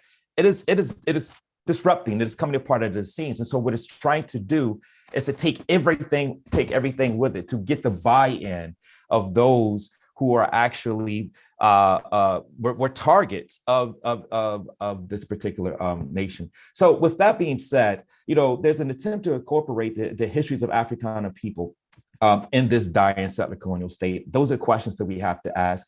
Why is the dominant narrative surrounding Juneteenth being arrested and limited? But also we have to also understand, look at it as a portal. Look at this as a portal, as an invitation to disrupt those dominant narratives, to understand that culture is the evolutionary accumulation of the values, the morals and standards that guide the way a people treat each other, but also how they treat other people. right? So I think that these particular aspects become very important. We could talk a little bit more about the historical parts of that. I really would like to engage in a conversation because, again, between the both of us, we have the knowledge, but let's really talk about, and I think this is what, Professor Nelson, Dr. Nelson is also want us to talk about too, is how do we take and bring what our ancestors were attempting, were actually putting us in charge, putting us in stewardship to carry forward. As Dr. Boyce Davis had talked about, there's a resistance here. There's a duty of responsibility to move through these particular places, to redefine and take back the rituals, to identify the places that these rituals and that these particular histories are bringing to us as Africana people, and materialize that in us understanding how to move forward in the future. So with that being said, again, my comments are very short because, again, this is looking at this in a more philosophical, and we can get more into, those particular things. And I'll end with this, particularly in the context of Walter Rodney. And I'm going to kind of put it into my own terms. Walter Rodney talked about us as being intellectuals, right? He talked about that we must situate our work with the people. And so us, you have me, I tried to follow the lead of my good colleague, Dr. Carol Boyce Davis, other people, other people, I try to follow that lead and situate my comments, my work in the long genealogy of our ancestors. So with that being said, I'll pause and allow everybody else so we can really engage in a substantive conversation.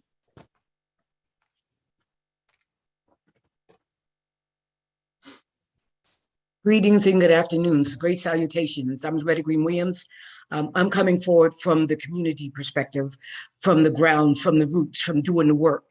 And one of the things I want to share is one of the reasons why I received an invitation is because I wrote something on LinkedIn about Juneteenth. I want to read that and we can move forward from there. Why Juneteenth? Because enslaved Texans took their humanity back when dehumanization was the human act that was based on their action and their deed, according to the others identified as humans. Why, Chief? Because humans that dehumanize could no longer perpetuate deception to their fellow Americans based on economic design that were constructed to dehumanize such humans because of accessibility that was constructed through governmental formations that designed such dehumanization. Why Juneteenth? It is a reminder of how American lineage was structured on such dehumanization and how the ancestors of the dehumanized have vowed to honor the dehumanized, to never forget. Why Juneteenth? How can I forget that my grandmother was born into the system, born 1857, or that my maternal grandparents lived within their economic caste system in South Carolina with limited ways out? Why Juneteenth? Because to humanize the dehumanized humanity and dignity, we must receive it back. And those were my poco thoughts. And so I bring you greetings because I'm one of those people that not only coming from the ground roots, but I'm coming from a post-colonial construct as well, where we look at the aspects of creating a humanization within the dehumanized when the dehumanizers still continue to try to dehumanize by commodify what we are. Thus, you have something like Walgreens. Those are my comments. I'm going to ask our poet laureate, I call him, to join the conversation. Jeffrey Phillip, what do you have to add to this conversation? Well, first, greetings, and it's wonderful to be here. I see Carol Boyce Davis. This is just a wonderful gathering. I come at the Juneteenth conversation through the lens of Garvey, of Marcus Garvey, through a Pan-African, which is one of the things that really it disrupted the North American narrative of what Pan-Africanism should mean, and by disrupting it, Garvey's first founding of the UNIA, and he founded it on some very specific values. These were redemption, education, self-reliance, purpose, entrepreneurship, community, and tradition. And we see the people who took up the mantle of Garvey, the Rastafarians. And I think the Rastafari is a model for that disruption of narrative. Rastafari totally reinvent knowledge, reinvent language. So you'll hear Bob Marley singing, Ayata yuk, but the you'd not enough. Translated, that means, the pot is cooking, but the food isn't enough. And you see with Rastafari again, really taking to heart, although they don't really quote her. Audre Lorde saying you cannot dismantle the master's house with the master's tools. So if you're going to go into the ongoing process of freedom, of liberation, you cannot be doing it with the same structures that the master invented, because like Bob Marley said, if you're going to win the war, you can't win it with violence. Because if you don't win it with Rasta, you got to go fight the war again. And what Bob is talking about there is the whole ethos of Rastafari, who even when they were being persecuted, thrown into court, and when they were in front of the court system, the man said, "What's your name?" Rastafari. "What's your name?" Rastafari. "What's your name?" Rastafari. All 30 people who were in the courtroom charged with sedition would not give their name, and they stood there and they served the 30 days in jail. And when they came out, what again was their response to the violence? Peace and love, peace and love. And it is almost a great responsibility that African Americans, and I'm talking like Carl Boyce Davis talked about, in the broadest sense, we are all Pan-Africans. We have all been under this oppression of settler colonialism, and just because it has this color here or this flavor over here, this is something that Garvey recognized from early as 1914, after he traveled and everything else, and so he really put it together and manifested many of the things that we wanted to see. Those restaurants, the publishing houses, all of the things that Garvey did with the UNIACL. It's already manifested. The thing is now to make it in our image. So I'm just gonna, here's a poem from a collection that I'm working on. It's called Letter from Marcus Garvey. London, 9 June 1940, and this is the day before he suffers the stroke. That's why it's 9 June, because the next day the Chicago Defender is going to publish a story that says Garvey is dead, and that's what precipitates his fatal heart attack. Anyway, letter from Marcus Garvey, London, 9 June 1940. When I was in the Atlanta Federal Prison, I chanted through the bars and the silence of my cell, keep cool, for I didn't want to see bodies ripening on the flowering dogwood. Even after my first betrayal, when Amy grabbed that poor sinner, Tyler, and stopped him from killing me, you ignored me and said I made us a laughingstock to the world. Or when I emerged from the caverns of the Spanish Town District Prison, after judges locked me up, threatened me with contempt, I took it because I knew you were blind to your own beauty, that you could be seduced by weak-kneed hypocrites who would call me a half-wit, low-grade moron. I took it all. But what has me choking on my words is not the asthma, the shortness of breath that has slowed my heart, my body, that will be taken away soon by the whirlwind. What's left me mute is the broken faith of my brothers and sisters scattered like goats on a far hillside, where my father lies buried under the broad leaves of the breadfruit, his bones warmer than these white papers that proclaim my death, while a cloud slithers under my door towards my bed to release me from this tissue of flesh. And all that is mortal in me is stripped away until I become the howl of a hurricane that drives rain through these uneven streets. A reminder that the war will never end until the hills and valleys rejoice at the sound of our feet, dancing on the bright shores of Africa. Thank you. Thank you, thank you, thank you, thank you. I mean, what you said about Marcus Garvey was so important because I think in many ways, had he not come to America, he would not have become a Pan-African in a way that he could, because New York at that time was a melting pot of Black people from across the Americas, from the American South, who were moving northwards in search of freedom. And to remind people, this was just after World War I, or around the time of World War I, and some of these men and women had been engaged in building plantations and railways and canals, etc. They've been involved in the war effort.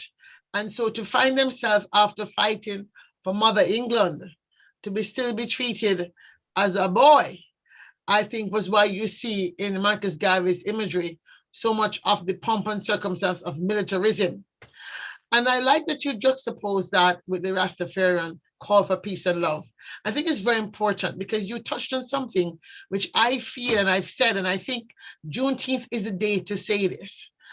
I think, first of all, that the only real Africans there are people of African descent in the Americas. Why do I say that? Because when you're in Kenya, you are Luo or you are Kikuyu. When you are in Nigeria, you're Igbo or you are Yoruba. When you are in Ghana, you are Ewe, you are Fanti. And so this expression of being African and Pan-African came out of the diaspora precisely because we are a cook-up stew of all these cultures.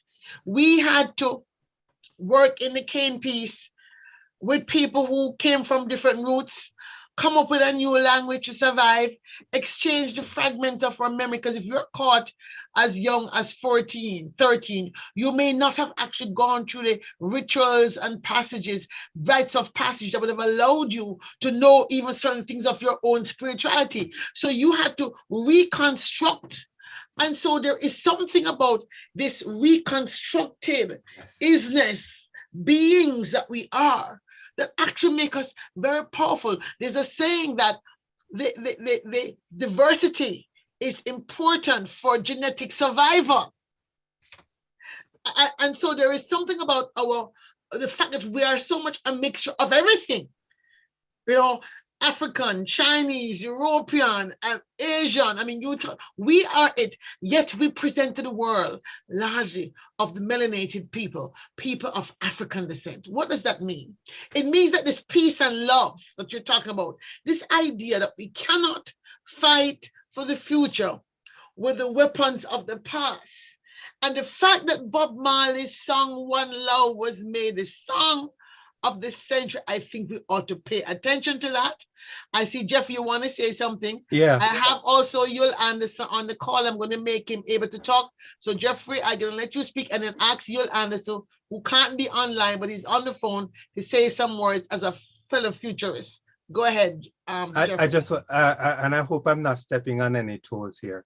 I was preparing for a class to teach young African American scholars. It didn't work out, but I'm gonna give a speech on it, a lecture on it. But my essential point is, I was using Louis Gates' book, and it says, this is what I talk about, not stepping on toes. But he said Africans sold Africans. That is a lie.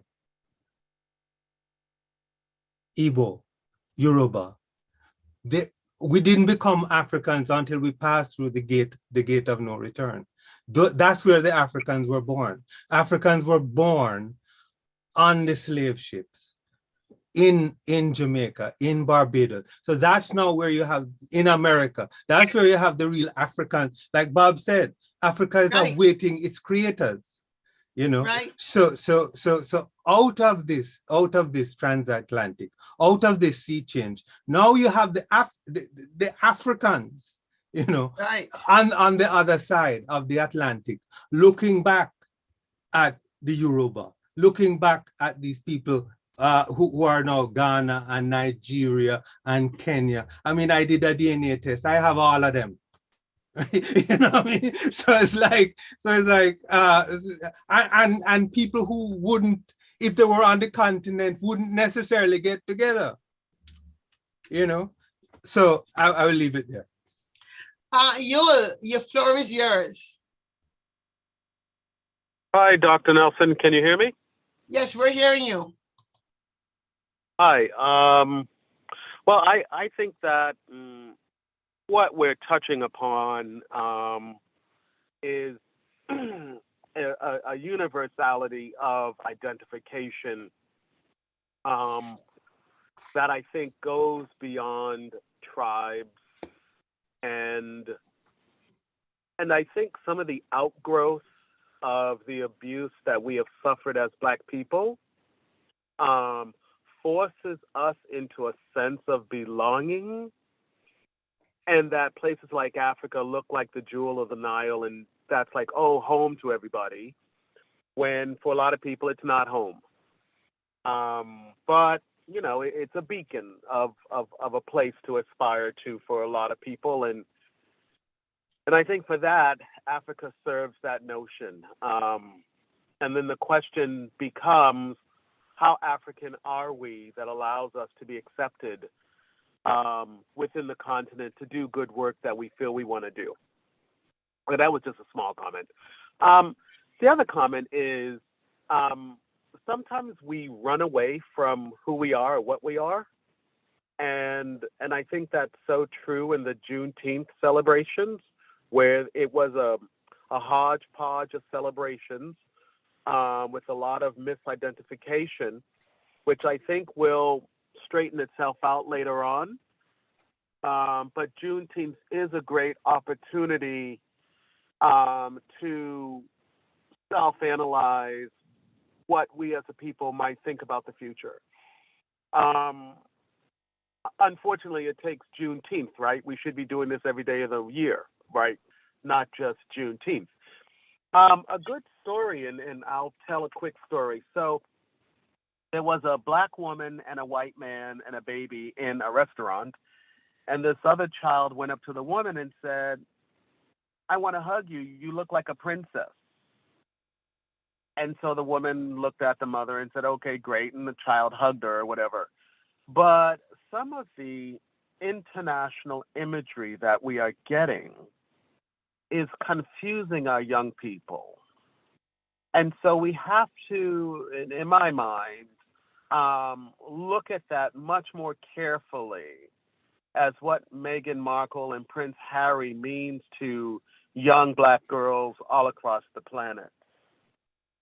It can definitely change the future trajectory of where the hopes of Black people might be wanting to end up. Well, I'm telling you, I'm seeing head shaking here. You're such a button boy.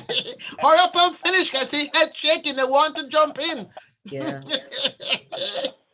Well, now, don't get me wrong. I mean, of course, we all conduct observational analysis all the time.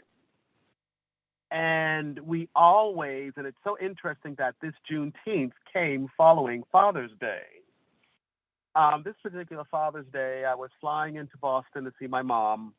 The airport was super crowded. Delta was canceling flights. And this is one of the few times I really paid attention to how many times people showed a picture of their father on Father's Day, which was one thing. But then you had to ask, well, if that's your dad, who did you marry? Why did you marry that way? And what was your plan for the future? Because a lot of people don't marry people who look like their father. And definitely we don't see that in modern, television or cinema these days. With cross multiculturalism, we are going to witness the browning of America or the browning of the planet, which came out from the U.S. Census Bureau. There definitely will be a lessening of our culture. And I think that's why there's such a desperate hole to try to identify with Africa or the Caribbean. However, we as Americans are viewed as Americans more so than anything else. And so there's sometimes a level of mistrust that we have to get over. Okay, anyway, so back So to I'm going to Marcus stop you Garvey. there and let them respond because a lot of head nodding is going on yes. here. So let me get Dr. Boyce Davis in, Jeffrey, and then I think both James and Larissa, each of them have something to say. So Dr. Boyce Davis, I know you have to run to the airport. You're on your way to Ghana. So let me let you go first. Yeah, keep in mind, I just want to make 2 comments.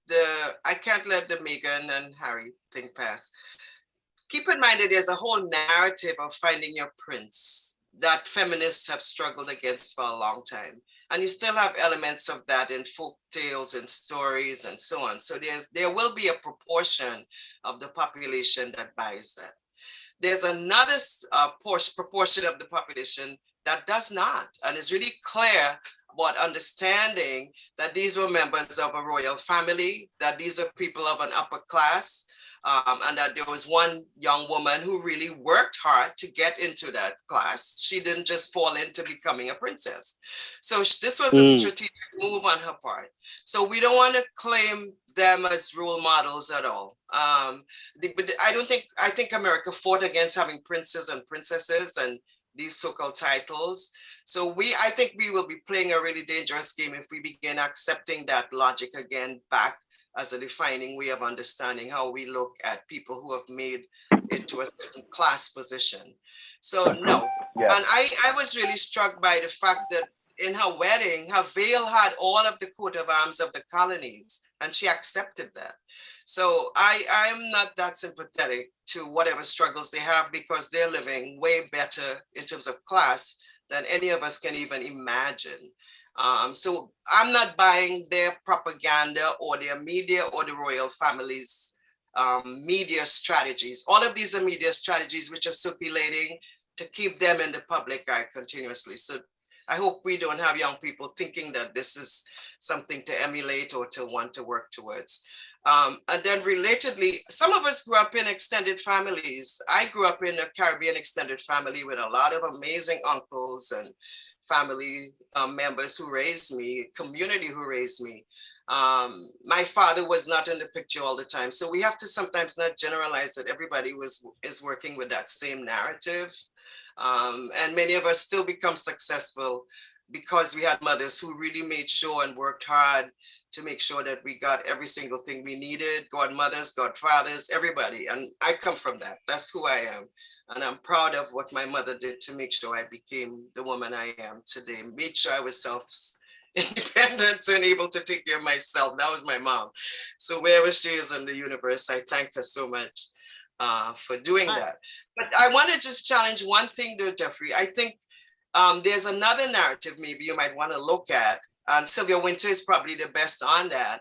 And that is actually in those slave castles, Africans were also creolized. They were also made into subjects. So all that process started along the way, even before they made it onto the slave ship. And the point that you're making about having everybody in is true because those nation states didn't happen until the 60s. What becomes Nigeria, what becomes whatever. So you're absolutely right about them and clear too about them claiming their ethnic identities before that. But I want to qualify it a little bit. And Zornie Wilson has a great novel called Barracoon where she interviews the last descendant of a slave ship, which actually was contraband and so on. In other words, they were going around the way to bring slaves in after the ending of that 1808 passing of that law, right? And basically it was royal families. So a lot of African in the diaspora love to say, well, we are royal and all. A lot of it who were doing the slaving was royal families. They are the ones who had the ability to take people and get enslaved people shipped to them because of fights and so on. And these are the people who were sending people abroad. And then there are narratives in Caribbean history about them on the ships. Once they got on the ship and people told them, but you were like royal family, how come you're here now? And now they're joining, fighting back and so on. So we have to put class consistently in all of the pictures I'm saying, to look even on the continent, who was doing what. The regular people were struggling, the regular Yorubas and so on, they were not necessarily involved in trading anybody. These were people who had the means to do that. So if you would inflect it a little bit, I think, Jeffrey, with that little bit of detail, I think it would clarify it a little bit more. Well, I think that's a really powerful point you make about this issue. And in fact, before Jeffrey speaks, the other day when a Nigerian Uni came here in Caribbean American Heritage Month, I got into trouble because he wanted to come and I speak agree. to Caribbean people. And I said, yeah, you can speak, but you have to make an apology for your role in the slave trade. He didn't come and speak. He was too mad. So with that, Jeffrey, the floor is yours, and then you'll back to you. Again, we have to, for me, I go back to Rastafari, who have been thinking through the whole idea of repatriation. And at one time, repatriation meant a physical repatriation. But Rastafari have now reached a point where it's a repatriation of the mind. In other words, you become Afrocentric. So within your own country, you are Afrocentric, and you promote these Afrocentric values. Also with Rastafari, we talked about on the slave ship. Again, Rastafari comes in and say, I and I not no object. So I will never be the object of any sentence. I and I stand, and if I and I talking to the I, right? Right. So we have this total, again, disruption of language, disruption of the sense of subject and object, right? As far as the Miriam Markle and that whole thing, I have tried to cut them out of my Google feed, but I cannot. Every time a story comes up, I go, I want less of this. I want less of this. I want less, but they still show up. So my whole attitude towards it is, there's a little known story of when Bob was going for the independence celebration of Zimbabwe. And they so happened they ended up in the airport in Nigeria. And Bob is on one side and Prince Charles is on the other side. So Prince Charles sends his messenger over to see Bob, right? And he says, Prince Charles would like to invite you over to the Royal to have a conference with Prince Charles. And Bob said, and Neville Garrick, who can back me up on this, Bob said to him, if Prince Charles wants to talk to me, make him come himself. Not bowing, not buying into it. So the more, again, for me, I don't believe that Haile Selassie is God. I don't believe Rastafari, but I can see the divinity in His Majesty, Emperor Haile Selassie I. And if you can see the divinity in him, then at least you're on the road to recognizing. We talk about namaste and all of that, and I'm not putting that down. But what namaste means is I recognize the divinity in you and you recognize the divinity in me, which is Rastafari saying all along, I and I, which means I with the Most High. So I think a real looking into, I wouldn't even call it as Rastafari, looking into Rastafari liberty, which again is the only thing for me that will save us from the coming climate crisis, because Rastafari again puts us in contact with the land, puts us with sustainable living. All of these things come out of Rastafari through Marcus Garvey. Loretta, I know you've been jumping to say something since you spoke. Sorry, Yes. Go ahead. So the reason why I wanted to enhance this discourse, because there's a couple of things that's not being talked about. One of the things, how the slaveocratic system brought Caribbean the enslaved into the United States, and particularly South Carolina. That's how my grandfather came into the States. He was hijacked from Jamaica. I'm not sure he was enslaved or not, but he was and brought into the Americas, which becomes problematic because then there's this relationship to the Caribbean, identity, culture, ethnicity that transitions into hybridity based on cultural pluralism. And that's something that we as Americans of Caribbean lineage that are born here struggle with, but that's never an important component when discourse comes. How do we Caribbean of ancestry live in America as an American, identified African American, when culturally we're still ingrained in Caribbean culture? And so with that highlightation of African American becomes contentious conversation, and it becomes problematic, even with the Juneteenth, because those enslaved from the Caribbean had a lot to do with the emancipation of the Middle American, of the enslavement. And that discourse, for some reason, gets eluded. Even, you, Brother Gregory, talking about Marcus Garvey. You see Marcus Garvey being presented in Black History Month, but you never see him regarded as being a Jamaican. And this is the thing that becomes problematic. So with those spaces, I think this is an opportunity for Juneteenth to open up a wider discourse within the construct of who really is the emancipatory acts, how they are evolved, when they evolve, and our participation in it. Yeah, I think you wanted to say something. You'll jump back in. I see your mic is open. Yeah, so I think most of us have agreed that most slaves came to the Caribbean. And my great-great-grandparents came to the States in 1890. And they came from Montego Bay, Jamaica, and from St. Croix. So the question I have to ask myself when I received my first roti at 18, am I American or am I Caribbean? Am I Jamaican? Like, what am I? Who am I? And how do I self-identify? I think Dr. Nelson and I always talk about this, which is why she likes to chime me in on these conversations. It's because, it took us, I knew you for years before you actually confided in me your hidden secret that you actually had a great-great-grandfather. I knew this man for about 6 years before he told me that. And it's not the only African-American I know who hasn't told me that part of their life till they probably trust me enough to say, and by the way, my great-great-granddad came from Haiti. And I'm like, really? You've been masquerading all this? And Dr. Nelson, and to the other speaker's point, I think that's the topic or the rub, right? And the rub is that we have to celebrate that historical connection, or else it does get lost. And so, I am proud to say I have a Caribbean heritage. I'm very disappointed that I didn't have my first roti until I was 18. And so then that becomes, well, whose fault was that? And that's the assimilationist mindset of our, great-great-grandparents.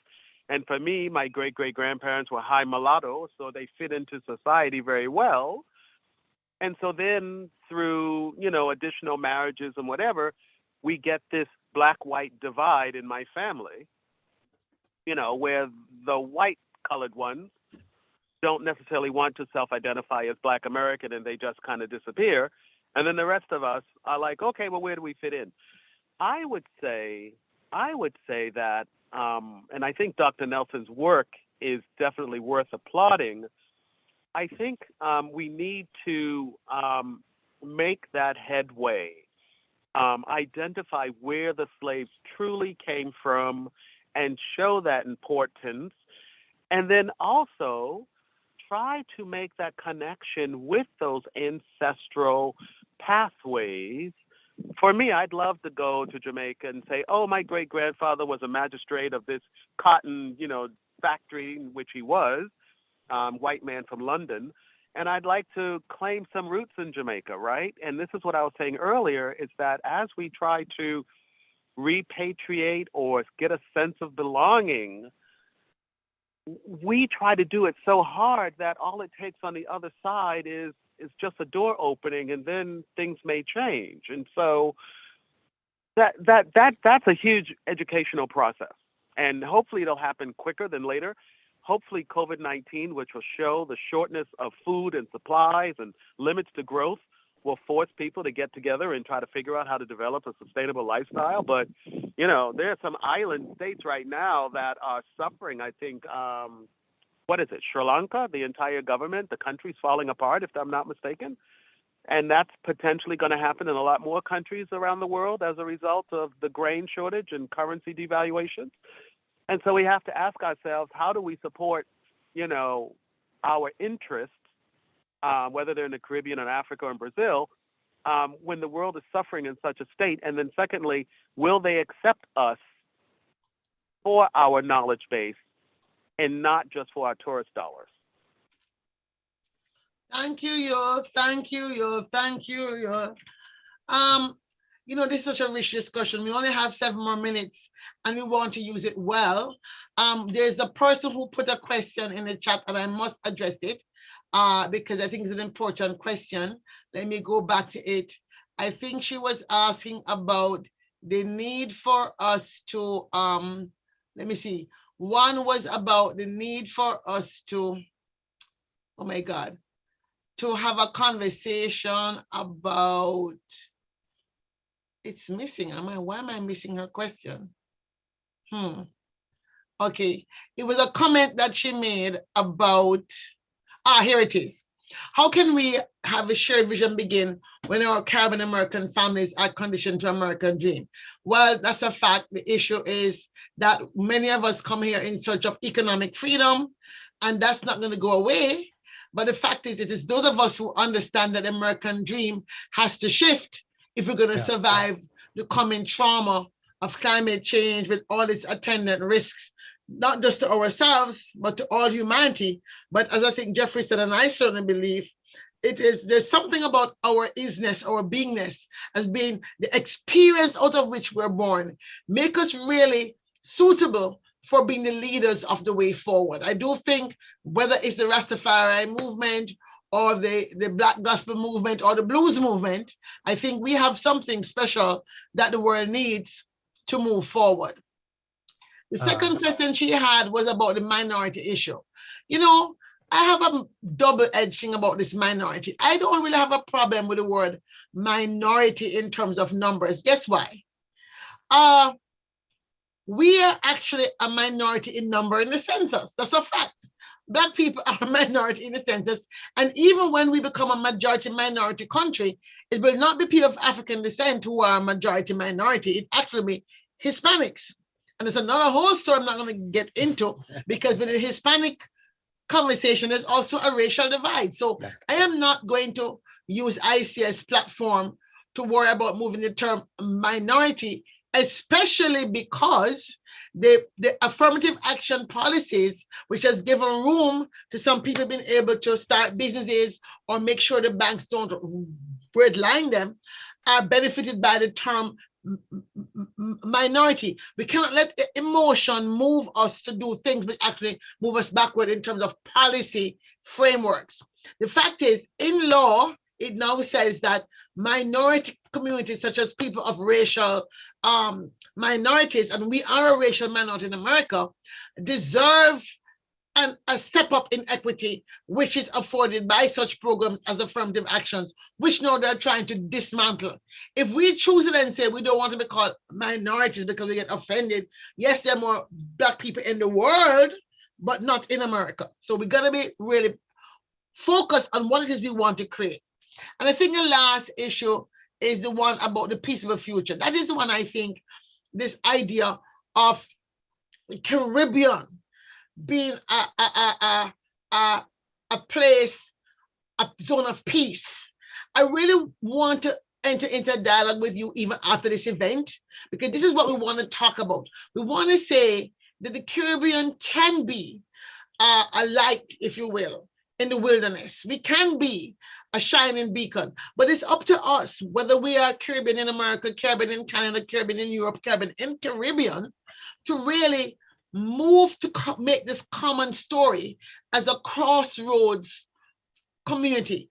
What differs the Caribbean experience, the Caribbean Black experience from the American Black experience is that we exist in a majority Black society.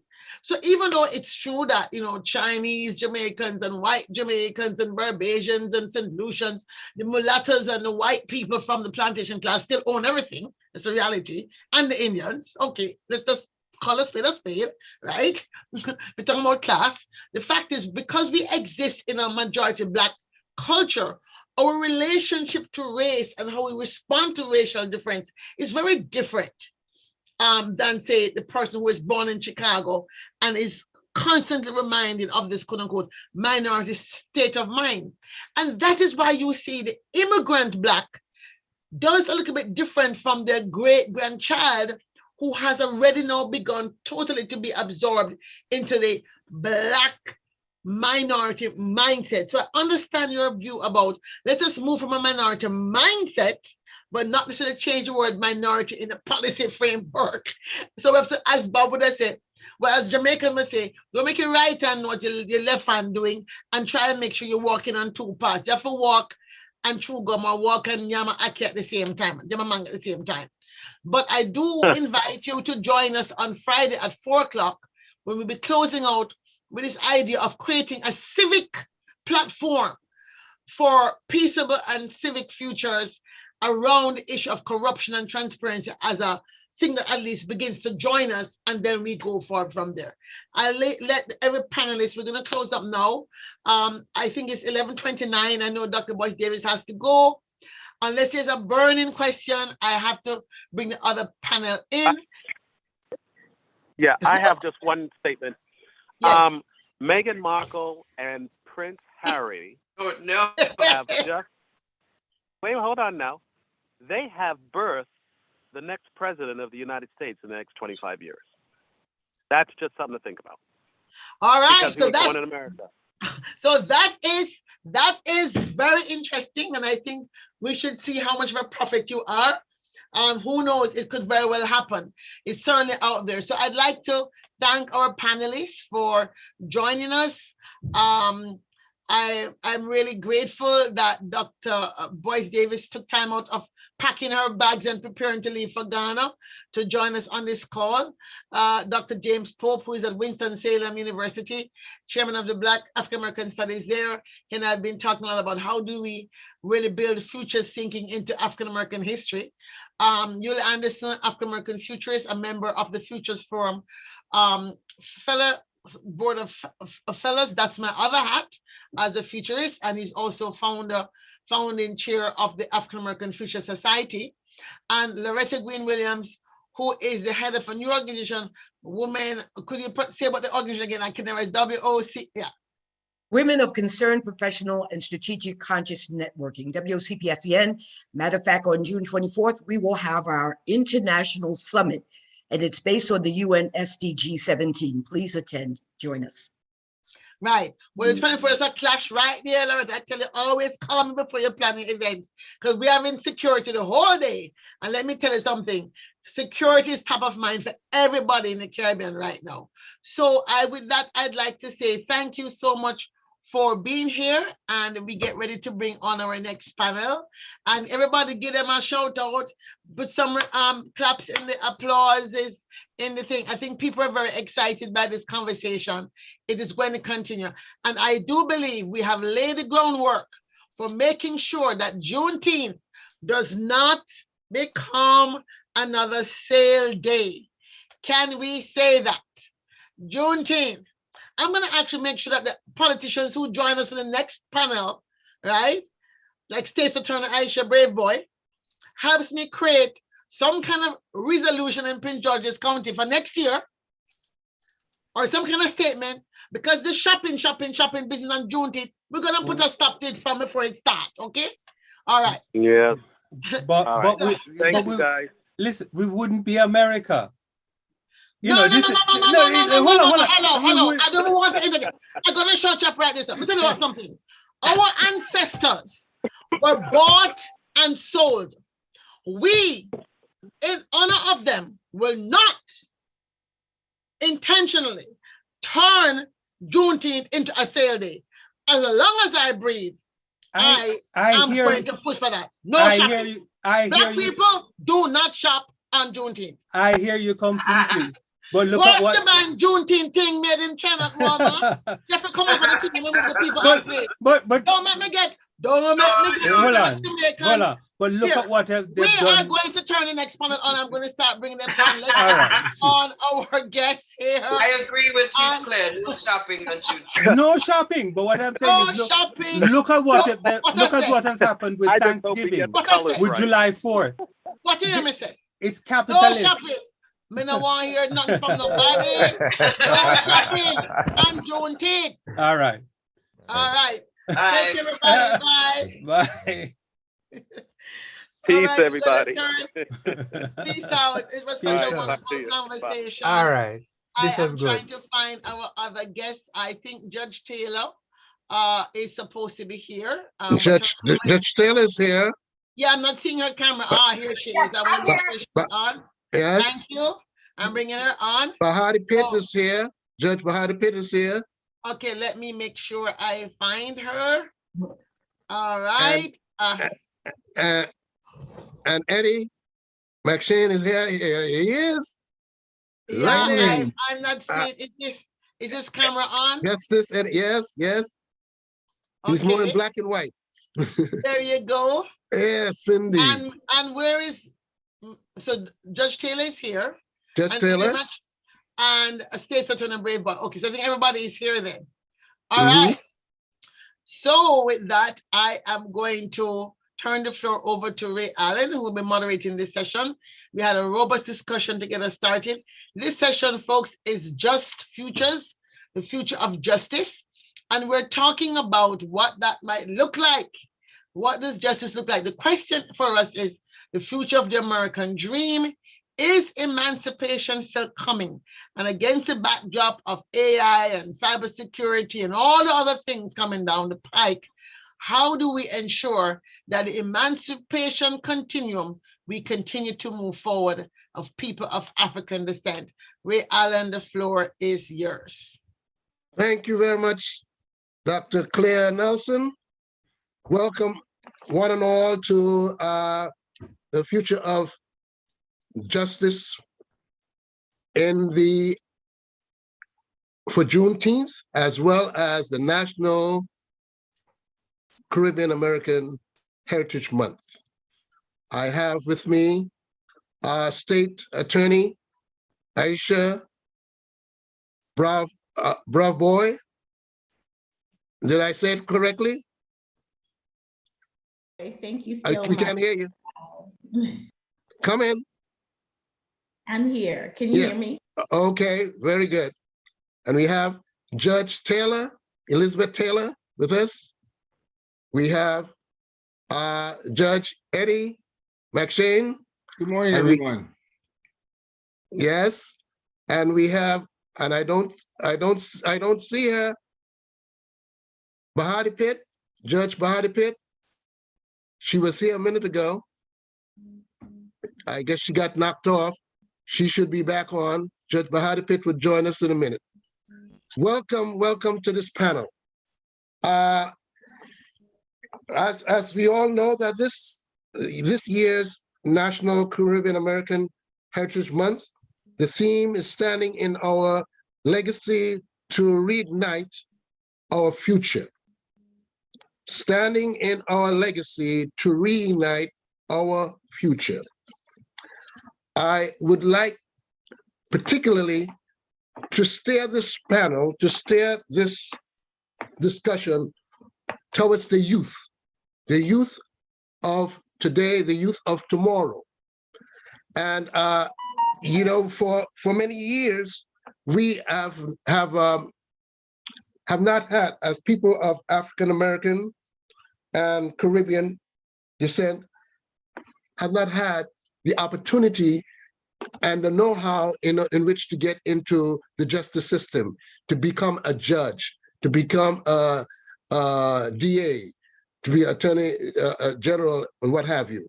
Okay, and with this panel, we would like to talk some about how our young people, in terms of encouraging our young people to get into the justice system. I would like to start first with State Attorney, Brad Boy. Will you give us about 5 minutes, 5 to 7 minutes, in which you introduce yourself and tell us what you do?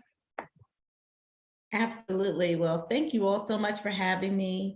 Again, my name is Aisha Brave Boy, and I'm of proud Caribbean descent. My father immigrated to this country from Grenada to attend Howard University, where he met my mother, and he has raised his family here in a county and in a community that is very, very diverse.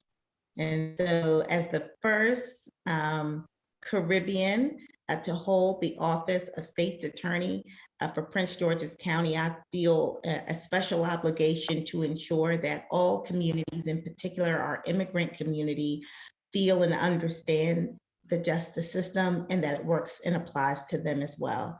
And so as State's Attorney, my job is the top law enforcement officer. I'm responsible for the safety and security of nearly 1 million people. We have a variety of ways in which we impact our communities. Most of the time you see us as prosecutors. We're in the courtrooms. We are holding individuals accountable, seeking justice for victims of crime. That is a lot of what we do. But as the top law enforcement officer, we have to determine what the appropriate mechanism is to hold someone accountable or to resolve a case. And so it does not always require a prosecution. Sometimes we look at diversion opportunities or other reentry plans for individuals, especially those that have committed, let's say, less violent offenses, and those who may be suffering from a mental health disorder, substance abuse, addiction, or a variety of things that may have impacted their lives. And so we try to be holistic in our approach, though our first obligation is safety. And so we must focus on that, but we also have to run a justice system that is fair, just, restorative, and really focuses on that sometimes elusive word, which is justice. It's hard to determine what justice looks like. And we always, in each case, have to figure out what does justice look like in this case or that case. And it all depends on our victims and also our defendants and the acts that were committed and the individuals who are involved, because oftentimes, like I said, there may be reasons. That doesn't mean it's an excuse, but there may be reasons why people act out, and we have to address that within the system, even while holding them accountable. While holding them accountable, we can still, within our system, find ways to restore them. And so I'm really excited to talk about this subject matter. And when I define youth and young people, oftentimes we think of individuals under the age of 18, which we need to focus on that group. And those are called juveniles in our justice system here in America. We consider those individuals part of a juvenile justice system. But I believe that it's also critically important that we look at our young adult offenders, those age 18 through 26, who, even though legally they are considered adults, they're considered adults legally, physiologically, biologically, scientifically, they are still considered adolescents because their brains have not yet fully formed. And it's not until an individual hits their mid-20s that their brain generally is more fully formed, and that the frontal lobe, which is the last part of the brain that forms, is that part that controls executive function. It controls just impulse and all of it, and how someone processes and thinks about things. And so that's what we're finding a lot in our justice system, is that young people are not thinking, they're just acting, they're just doing. And so we end up with a lot of young people who are committing some very serious violent offenses, and that we're going to hold them accountable, but we also believe that they have a future. So I look forward to the discussion today. Thank you. Thank you very much, State Attorney Alicia Brave Boy. That is so well put.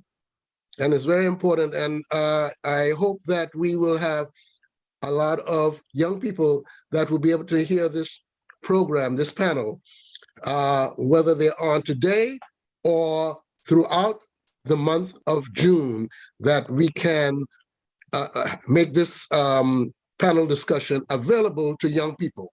It is very important. Yes, and now we will hear from Judge Elizabeth Taylor. Welcome, Judge Elizabeth Taylor. Can you give us about 5 to 7 minutes?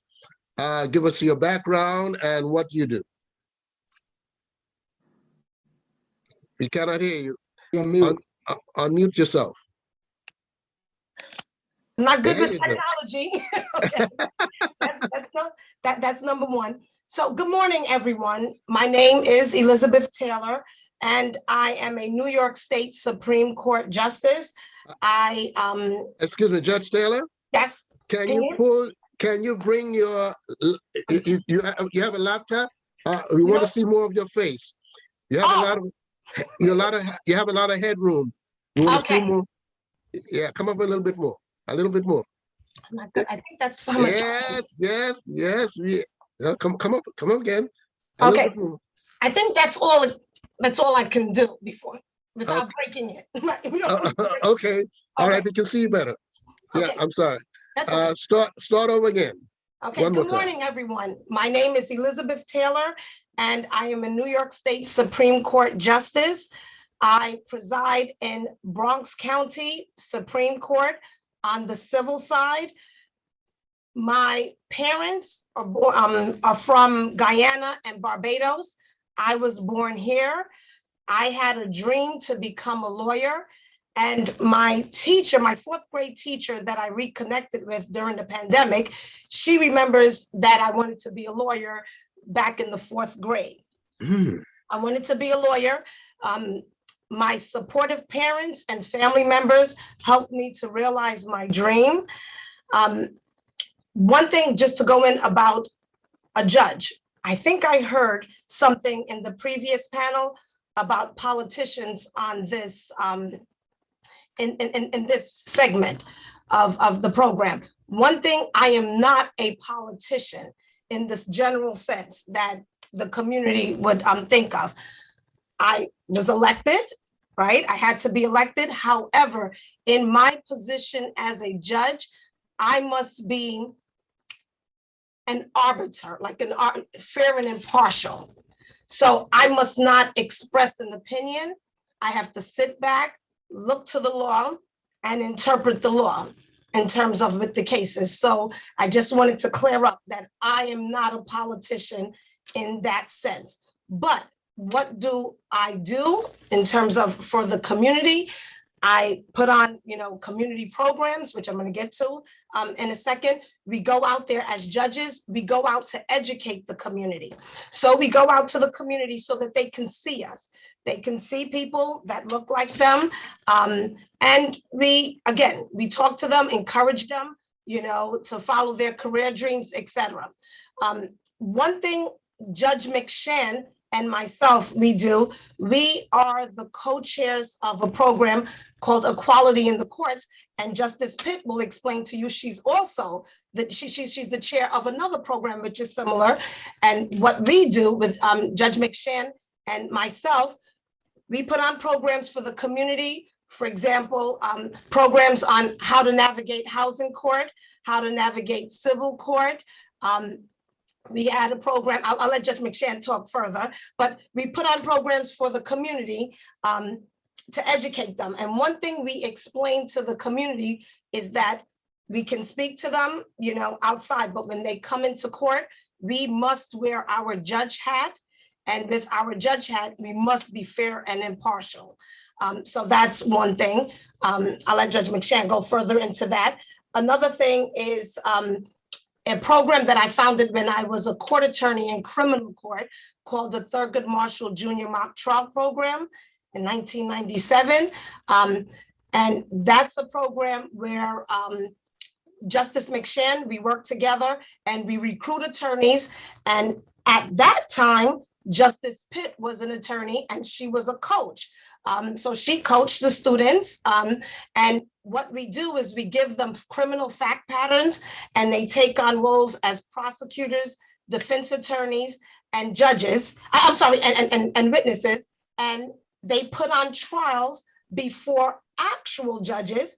And Justice Pitt, again, when she became a judge, she judged the mock trial program. So what we do is, again, we give the students a positive introduction to the judicial system. And, at the same time, they're interacting with judges, attorneys, clerks, court officers, everyone that works in the court system. And I'll end it this time. Thank you. Thank you very much, Judge Taylor. That was very well put, very well put. Okay. And now we bring to you Eddie McShane. Good morning, everybody. So full disclosure, I'm probably the only person on this panel that is not of Caribbean descent, although we all have African descent. My parents are from Mississippi, my father, and my mother is from Alabama. So I'm giving the full disclosure now, so I'm listening. I'm sorry, Judge McShane, I must interject. You've been around Caribbean people for too That's long. True. That's true. Most of my friends are definitely of Caribbean descent, and I always get teased about being the Yankee. So I do feel at home on this panel and as part of this program. Very well. Just to pick up on what Judge Taylor was mentioning, that we are co-chairs of the Equality in the Courts, which is a program that we work together to educate our community. Because when most of us think about the justice system, we always think about the criminal side of the justice system. But there's much more to the justice system that we need to introduce our youth to and get them familiar with. For example, family court. Family court, if you ever go to any family court throughout the country, most of the people you're going to see in family court are Black and brown faces. So that's an example of not just a criminal proceeding, but we have family proceedings. Housing court. Has anyone ever gone to housing court? When you go to housing court, who do you see? Mostly Black and brown faces. Even civil court. Civil court we take for granted. My credit to the Caribbean population, very entrepreneurial. You sue people. Yeah, sometimes you are sued. So it's important that you get an education, your rights and the civil side as well. One thing that Liz and I do, Judge Taylor and I do, is that we do put on programs educating not just the youth, but our community in general about their rights, especially on the civil side. We did a criminal program as well, but what are your rights if you go through a divorce? What are you entitled to? What are your rights if you are a juvenile in family court? What is the non-custodial parent's right in the custody proceeding in family court? So those are all kinds of rights that and consumer credit. If someone's suing you for unpaid debt, what are your rights? Okay. If someone garnishes your pay, what are they entitled to take? So those are all the type of programs that Judge Taylor and I like to put on in terms of, bringing equality into the courts. Because one thing we want our community to understand is that when you come to court, all right, the best thing you want you to do, even if you win or lose, the best thing you want our community to understand is that there is a justice system, and that even if you win or lose, you had an opportunity to be heard and your due process rights were protected. So when you come to court and you see, people that look like us on the bench, of course there's going to be a comfort level. But like Justice Taylor mentioned, we are a neutral party. We're the third branch of government. We're not politicians. We are the third branch of government, where we interpret the laws, where we judge cases based on the evidence presented. Okay, and it's important that when we come to court, when our community come to court, it's going to be an intimidating experience, because most of the members of our community who come to court, that's really their first time being in court or first time interacting with lawyers, especially on the civil side. And I give State Attorney Ms. Braveboy a lot of credit, because she's on the criminal side. And, we always had that system, that perception of injustice, but we need people of our ethnicity and background to be on the criminal side, because we know what our community goes through. We know our our concern about the criminal system. So thank you, Ms. Bravoy, for all that you do. Okay, and even Justice Pitt, I know she's a former legal aid attorney. She's going to talk a bit more about what she does. But I remember when she was a young legal aid attorney, and she was fighting for our rights, our youth rights, protecting our youth rights, not just our youth, but our adults too. So it's more to the justice system than just criminal on the criminal side. It's important that we educate our community of what are our civil rights. What do you do when you get sued? What do you do when you want to sue somebody? If you're a landlord, one thing about the Caribbean population is you guys like to own real estate. That motivated, my friends are Caribbean landlords. That motivated me. I own properties now. So what do you do when you can't get a tenant out? Or what do you do when a tenant sues you? Those are all important things that we need to know, that in our communities understand that there's more to the justice system than just criminal. So I'll leave it there and we'll pick up on that a little later. Wow, this is fantastic. This is fantastic. And this is just the introduction, just introducing you to these wonderful people. Yes. And now, ladies and gentlemen, our last but not least, Judge Bahati Pitt. Welcome. Thank you.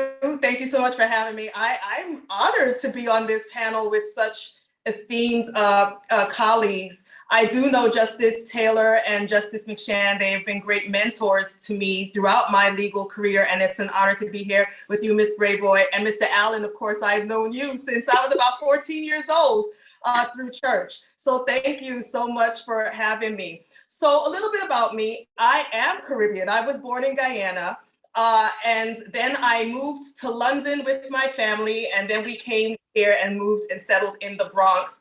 I was educated in New York City public schools. And one of the things I think was a turning point in my life is when I attended Morgan State University, which is a historically Black college in Baltimore.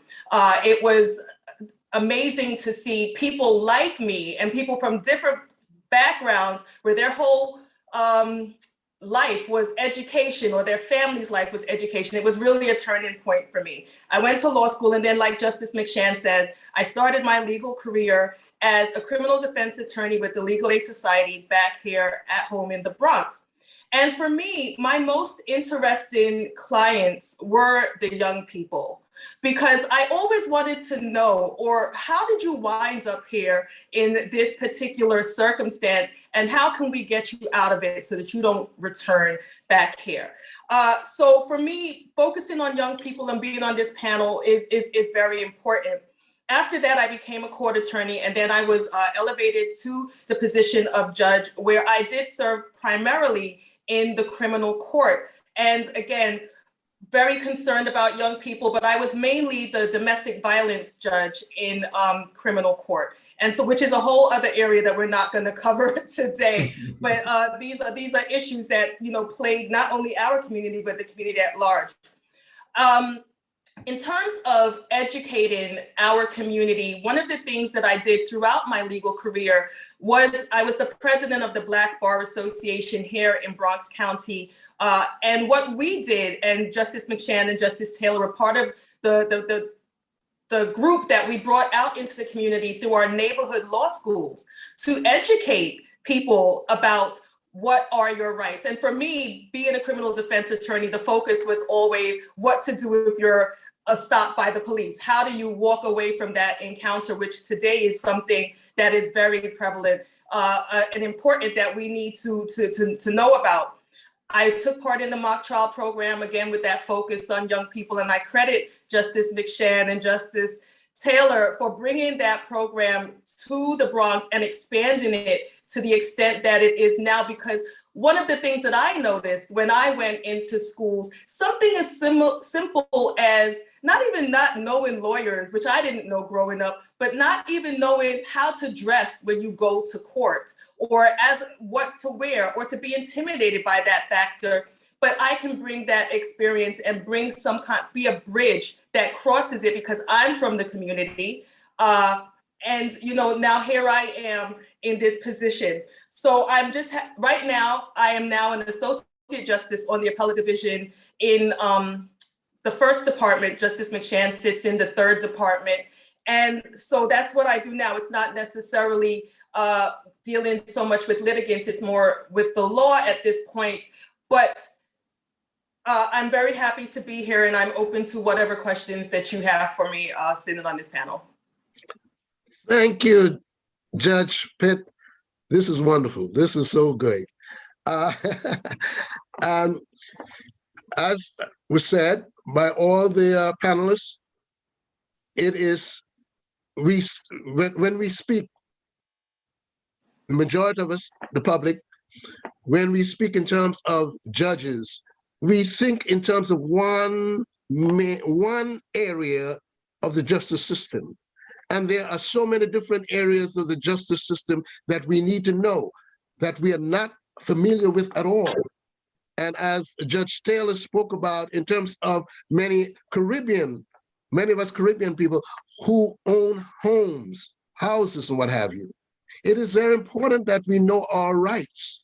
It's very important that we know our rights just to be a tenant.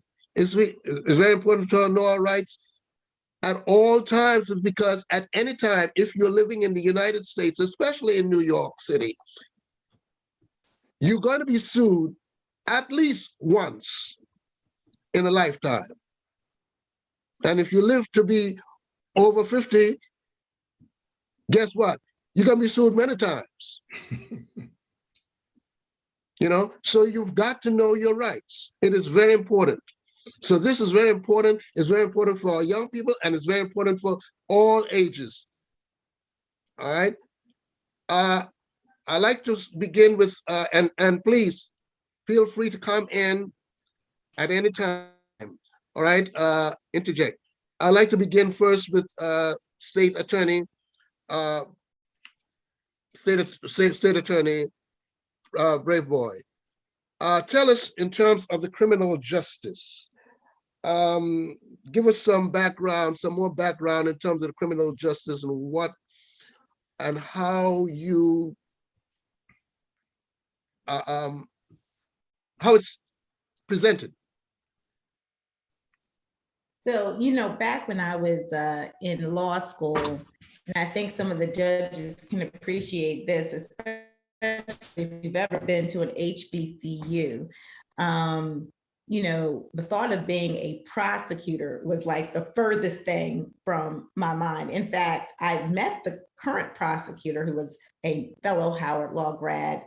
And when he indicated, hey, you can come intern with my office for the summer, and I took his card, and I thought to myself, there's no way I'm gonna, work in a system that does nothing but lock Black men up. So I really had no interest. And for the first part of my career, I did not practice criminal law. I did not, I was never in the prosecutor's office, but I did run for public office. I did serve as a state delegate for a number of years. But during that time, I also volunteered out in the community, and where I saw the most need was connecting these young people who had gotten into minor offenses, but who we could tell were headed down the wrong path, getting them back on track and ensuring that they didn't have records moving forward. So when I worked, with a group called the Community Public Awareness Council, it was a juvenile diversion group. I worked with them, and I was their general counsel, volunteer for 17 years. I saw how important it was to really look at the whole person, and also the context of the family in which they grew up in, because that does help to explain sometimes some of the behavior. And so, as a prosecutor, I do bring that lens, that more holistic lens into the work that I do. And also, I demand that my prosecutors also use that lens, because it's important that when you come into an office and you set a tone, that everyone understands that their expectation is to live up to the standards that you set, because I have thousands of cases that come through my office every year. I cannot obviously look at every single one of them, but if I let my prosecutors know what the expectations are, then they will meet those expectations. And if they don't have, or if they have questions, they can always come to me. We can discuss and, you know, make decisions. But it's really important, I think, that in our justice system, that we are realistic. I think that we have to be common sense. I think that's what has not happened. I think that's why we have mass incarceration and these sentences for crimes that really don't make sense, that are completely disproportionate from the harm that occurred and the sentence that is handed down, are completely two separate universes. Sometimes it seems very unfair. And so I think we have to be realistic. I think we have to look at human beings as just that, human beings. And I think our justice system has to have some level of compassion. Though this justice system should provide punishment, should provide deterrence, should provide justice for victims, it also has to be, we have to be realistic. We have people who are growing up, unfortunately, in our communities without good parental role models. We have people, young people who are growing up hungry, young people who are growing up undereducated. And so when you don't have a solid education, when you don't have role models, when you don't sometimes have the basics like food in a reliable place to stay, those things lead to trauma. It's very traumatic. And as a young person trying to process that level of trauma, oftentimes they end up acting out. And so the justice system has to recognize that this is who is in the system. You know, when we look at it nationally, about a third of those who are incarcerated, maybe over a third, have some type of diagnosed mental health disorder. Diagnosed. They are on medication. They have been suffering from this for quite some time. Many go undiagnosed. So now you're dealing with people who have diagnosis, they are on medication or medication regimen or some other type of intervention, whether it's therapy or something like that. And then you have a lot of people who have not been diagnosed. They're also in our justice system. You know, you have people who have addictions. They're in our justice system as well. So when they are finally in a place where they may be able to get some attention that they need and deserve, and then they have been rehabilitated and they've been, you know, put on a path to be successful, thinking about another 5 or 10 years in prison seems unrealistic for our justice system to demand of them, because we have to, again, have a system that makes sense. And I think a lot of what we have done has been very punitive. And I'm not saying that we should not punish. I'm not saying that, suggesting that at all. We seek tough sentences. But what we have also done as part of my administration is we review sentences of individuals who have been given lengthy sentences. And we've actually filed joint motions with defense counsel or supported motions for a reduction in that sentence once that person has demonstrated that they have been rehabilitated and that they can be successful in our communities. And so I think, you know, our justice system, the way that we have to think about it in the future and what we must do is we need to invest in a more holistic system of justice. Our justice system cannot be full of cages, because you're not in cages. That's where you house people who are not human. I won't say what we house in cages, but you should not house human beings in cages, because when you do that, in many ways you dehumanize them and you think about them differently and you treat them differently. And as a human being, if I'm supposed to try to, you know, rejoin society, but now I've been locked in a cage for years, it's really difficult to then come back and be successful. So we have to treat people, even those who committed very serious offenses, more humanely, because they are actual human beings and they need care, they need support, even while they are getting, even while they're being punished and being held accountable. Before you Yes, say that, anything, let me just say something and have a question, because I'm not sure what the judges can talk about, but some ideas came up in this conversation.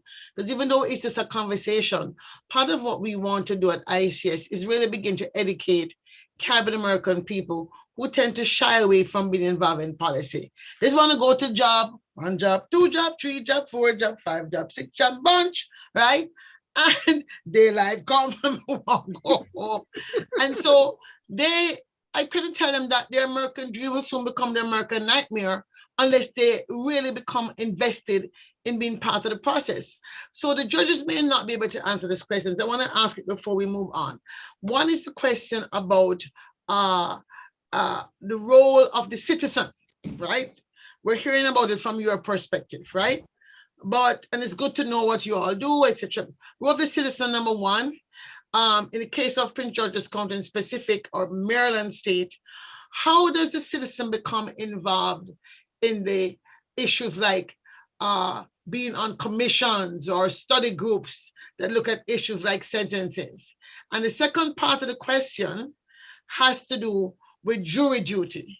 How do we explain to people why it's important that Black people not shy away from jury duty? And maybe all the judges can answer that, I'm not sure.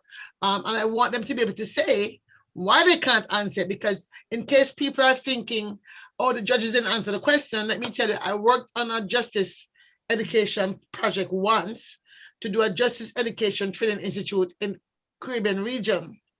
And it was an eye-opening experience. I've never seen chief justices so happy in my life as when they got together and they began to lament about how they couldn't have any friends, they couldn't do this, they couldn't do that, they couldn't say this, they couldn't do that, because if a man that they drink rum with the night before comes before them in the court the next day, they have to be, a little bit apart. So judges have a very particular, even though they're elected, as you heard, some of them anyway, they have a very peculiar place in society that we sometimes don't understand as well. So I just want to put those two questions out there and figure out how best for a state's attorney and then the judges, if that can be answered as well, in some short fashion, I'd love to have you address those two issues.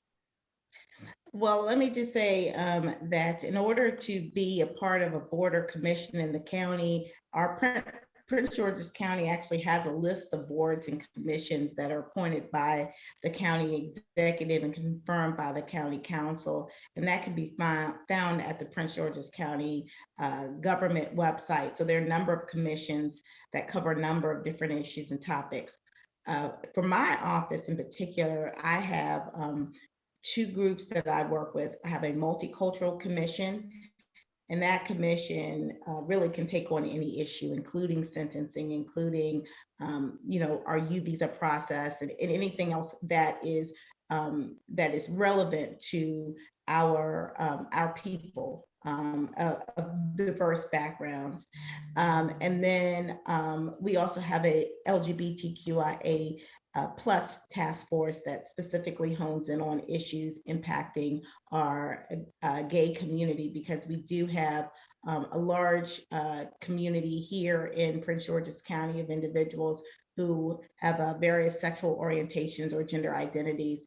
And most recently, we actually had a case where someone was vandalizing a library as a result of their hatred of alleged hatred of people who had a different sexual orientation. And so we work really hard to try to cover all topics, people, because again, the justice system means nothing if it doesn't work for you. But in terms of how to get involved, if anyone wants to get involved in any issue area impacting the justice system, our multicultural commission is that entity within our office that really focuses on a variety of different issues that come up so that we can be forward thinking and get right on those issues. And everyone is welcome. We don't discriminate on if you want to join our commission, you can. We have a pretty large commission representing various countries all across the globe, including America, because we're part of that multicultural community too. I would like to say, if you are called in for jury duty and you can serve, please serve. don't shy away from it. When I look at our justice system, and it's probably true for most systems across America, if you have a significant minority, specifically Black population, it is likely that the vast majority of people who are in that system or who are coming through the court system are going to be Black. And so in order to be judged by your peers, you have to have people willing, who are your peers, be willing to serve on these juries that, really judge your actions. And so would you want someone who you don't believe have anything in common with you, or who would not understand your perspective, to then judge you, to stand in judgment of you? I think most of us want someone who, is similar to us or may understand us, to be that judge. And to me, that's what the jury system provides. I think we owe it to our fellow man and woman, our fellow citizen or resident, to be open to that process, because there was a time when we could not serve on juries. There were times when there were only all white juries selected that stood in judgment of Black people, where Black people were convicted unjustly and unfairly because they were not seen as human beings or misunderstood. And so I think that even if you think of it as a burden, that you've got to spend this time, this is the price we pay for citizenship and for freedom and for a justice system that, while it has its issues, I believe is one of, if not the best in the world. And so, but it requires us all to play a part. And we can't, and I've served on a jury before myself, even as an attorney. I didn't think they were going to select me. This was years ago, but I actually served on a jury as well. And it was actually a real eye-opening experience. And it really helps me now understand what juries may be thinking when we are, pursuing cases now. So I think it is a great experience. And I encourage everyone, if you are called upon, it is your duty as a citizen, as a resident, as someone who is protected by the Constitution of the United States. I think that it is your duty to also do your job to ensure that our Constitution means something. Thank you. Thank you so much. What Dr. Nelson put out there is like multiple questions. Judge Taylor, can you speak on one or two of those areas in which Dr. Nelson asked? Yes, I just had to unmute myself. Yes. Okay. The only thing that this country requires us to do is to pay taxes and serve on jury duty. One thing, as a trial judge, we get it all the time during jury selection, with jurors. And when I speak with jurors, I explain to them that it is their civic duty, that this is their community, and that they should want to be involved in their community. Another thing that I tell them is that if they were the ones on trial, would they want someone on their jury that's not going to pay attention, or that's going to try not to serve on jury duty, so that the case gets further delayed? So that's one thing, we do in terms of speaking to the jury, try to explain to them, to relate to them as to why it is in their best interest to serve on jury duty. And I give examples, to the individual jury members, the potential jury members when they come in.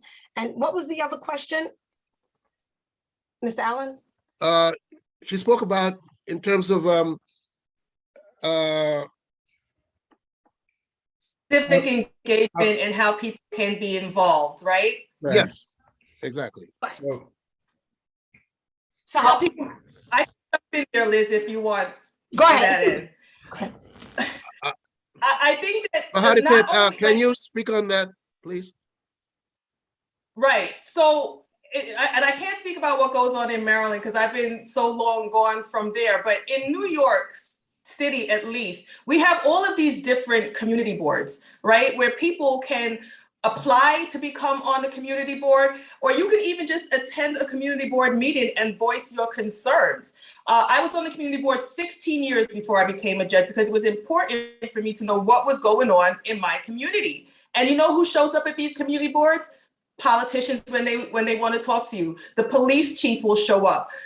And that's how you get their ear, and that's how you get involved.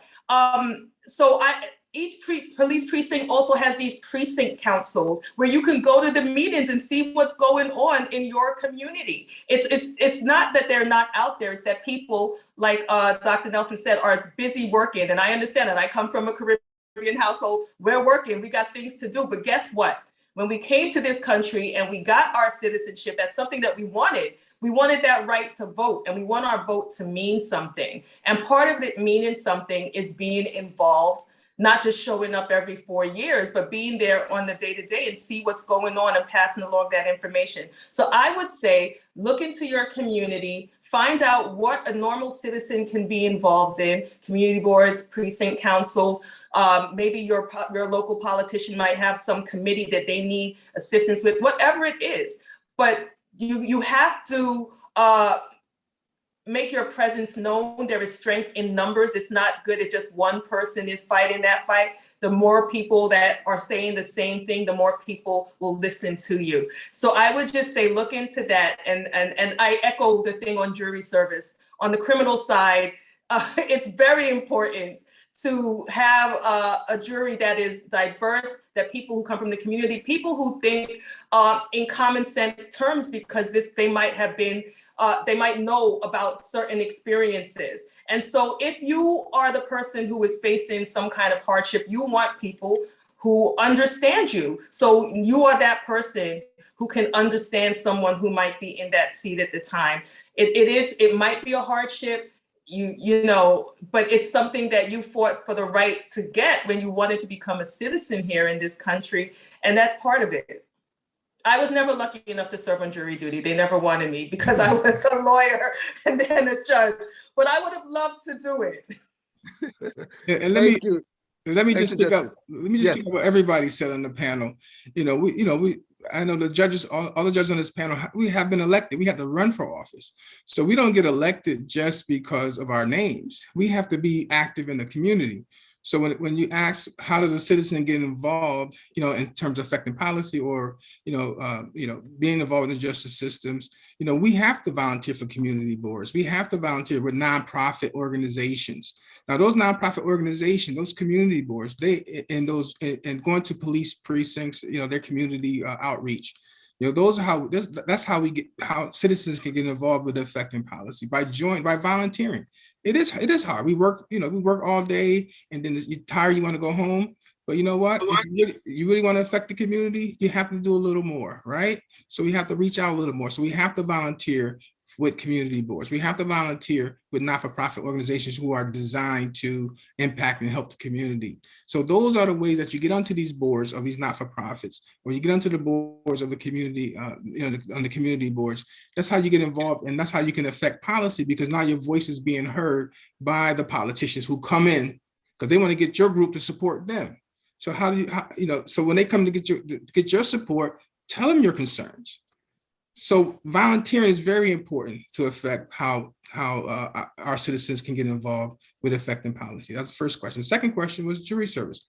I 100% encourage all of our citizens to participate in jury service. For decades, we were excluded from jury service, right? Now is our time. If you get called for jury service, serve.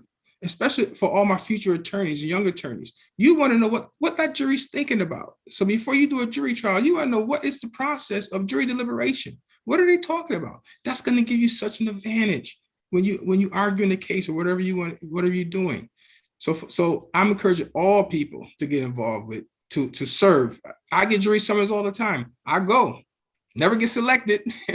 But I do go, and I wish I would get selected. I would really like to go through and experience that jury deliberation. I think it's very educational, and my hat's off to State Attorney Brave Boy that you got a chance to go through it. And I'm sure that made you a better attorney because you understood what the jury's talking about behind closed doors. No one else has access to that. That's 100% confidential. So to have that experience, it's going to just make anybody who's interested in being an attorney a better attorney. And I'll shut up on that. That brings me to my next question. We talk about serving on the jury. Why is it that so often that Black and brown people go to jail, being incarcerated for a number of years, and they're innocent? Does this have to do in terms of the jury that's sitting on the case, or what is that? Anybody? Well, one thing that we have seen over the years, we've seen with particularly with district attorneys' offices, at least throughout New York City and New York State, is people get wrongfully convicted. It happens. It's not I always say our American justice system is the best in the world, but it's not perfect, and I don't think you can find any system that is perfect. You're going to get some unjust convictions, but one thing that the district attorney's office have been doing, and not-for-profit organizations have been doing, is they have created committees to look at those people who were unjustly convicted, and you see a lot more prosecutors more willing to have an inner office designed to to investigate allegations of wrongful conviction. So I will say that we have saw some improvement and concern about the unjust who have been wrongfully convicted. So my hats off to the district attorney's office and the not-for-profit organizations that are involved in those as well. And just something to add, as an adjunct professor, actually the 3 judges on here are adjunct professors in the paralegal department. One thing, as an adjunct professor, to my students, I speak to my students about jury duty, and I tell them the importance about serving on jury duty, as everyone on the panel has mentioned. One thing I tell them also is, when you go on jury duty, follow the judge's instructions to you on the law. And that's what we tell them. Follow the instructions of the judge. Don't put your personal opinion into it. And as long as you follow the judge's instructions on the law, then it's out of your hands. So that's one thing we stress to them. So when we speak to them as a trial judge, the other 2 judges were trial judges as well. When we speak to potential jurors, we explain to them the importance of being on the jury, and also following the law. Same thing we do with the students and the community. Whenever we get an opportunity out there to speak to the community, we let them know, follow the judge's instructions on the law. And that's our extent, of it. Another thing actually to add, we tell the student, people in the community, if you're ever on trial and you come in, one thing on the criminal side, you have to tell your attorney everything. You cannot hide, things from your attorney. Other than that, if you do, then the attorney cannot represent you. Things like that. So we tell them to speak up, be involved, because your case is generally won or lost at the trial level, and that's you being involved. I would just add, Yeah, I would yes. just add that I think that society has progressed, and it continues to progress. And as it continues to progress, you have the people who are now making decisions in terms of what cases get prosecuted and what sentences might be imposed. Those people are also changing. So hopefully, as we continue to progress, we'll see less of those wrongful convictions, and more of the thoughtful process of what the criminal justice system is supposed to be. Very, very good. Very good. Yes, yes. Yeah, I was going Brave to boy. just jump in and say, as someone who has to make those decisions, I can tell you that there are cases that are, that could go either way in terms of us charging it. And I have sometimes disagreed with, the prosecutor handling the case, whether or not we should charge a case. And a lot of it is your perspective. People will, there's a lot of, I think, stereotyping that goes on and how someone is supposed to react or what they're supposed to say or not say. And I think that how people may have behaved around a incident may impact how a prosecutor views them or their involvement in a particular crime. And that's again why it's so important that we have different perspectives in a prosecutor's office. And we have to be willing to disagree. We have to be willing to disagree because again, people come with their various backgrounds, perspectives, and biases. And that's just reality. So we can't pretend that that does not exist. We are all creatures of just our environment and our lived experiences.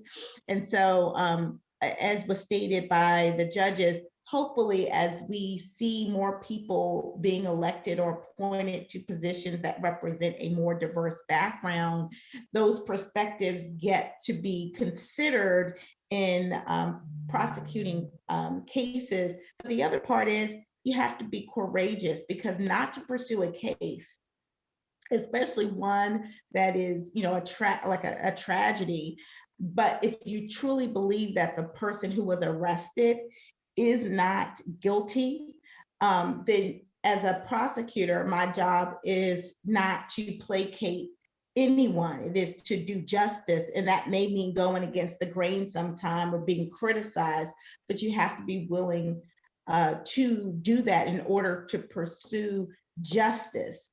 So it is really tough, but I think as you get prosecutors who are more confident, who understand their role and responsibilities a little bit more, and who bring different perspectives into the office, and then have those discussions around cases, I think that we'll have better outcomes in terms of ensuring that those who are prosecuted are the ones who committed the offense, as opposed to people who may be in the area, maybe have had some relationship with the victim or something like that, but may not actually be the one who committed the offense.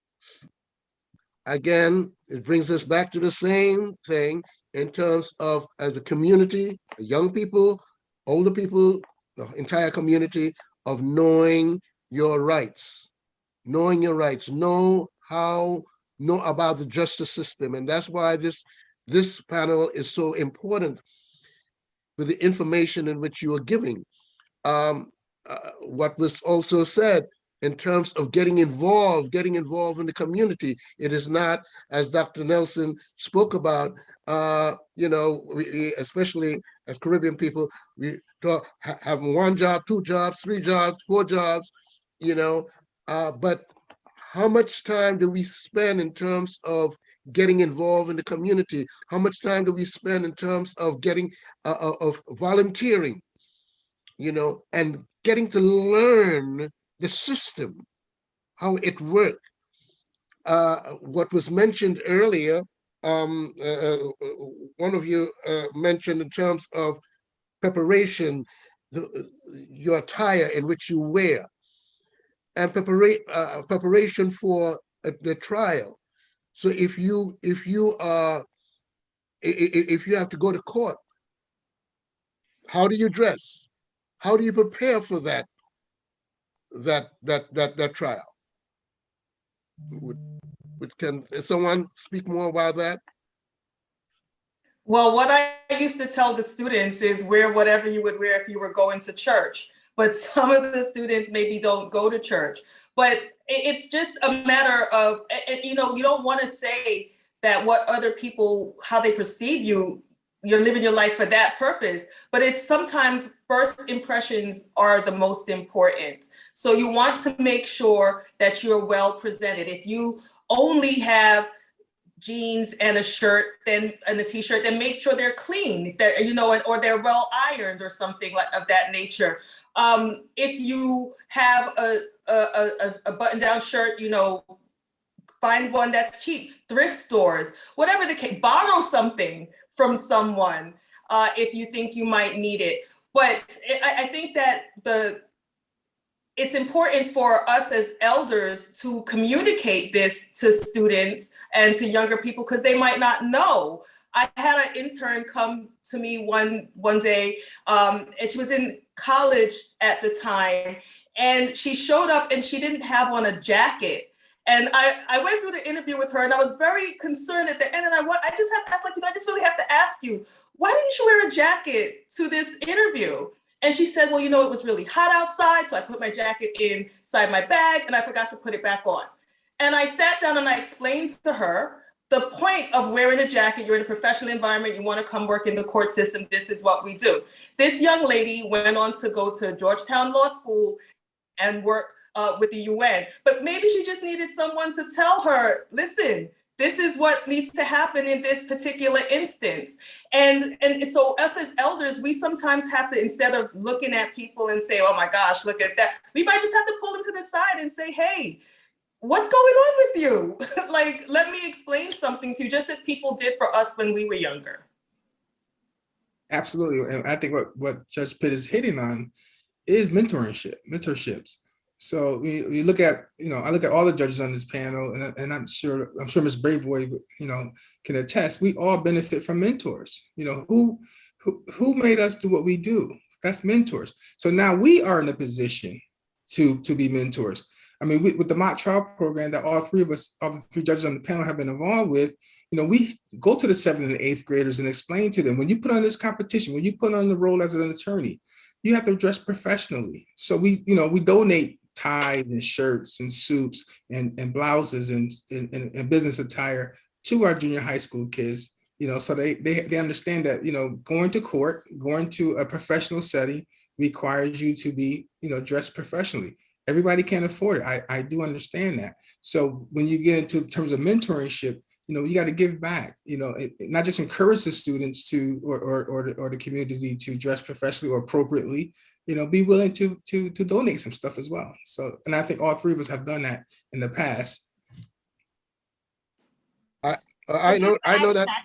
Just to add to that, as the two judges mentioned, we help the students out. We have to be involved, speak with people so that where you can get gently used clothes. For example, with the mock trial program, as Judge McShann mentioned, individually, we donate, like stuff that our clothes that we have that we're no longer using, but we also have the County Bar Association.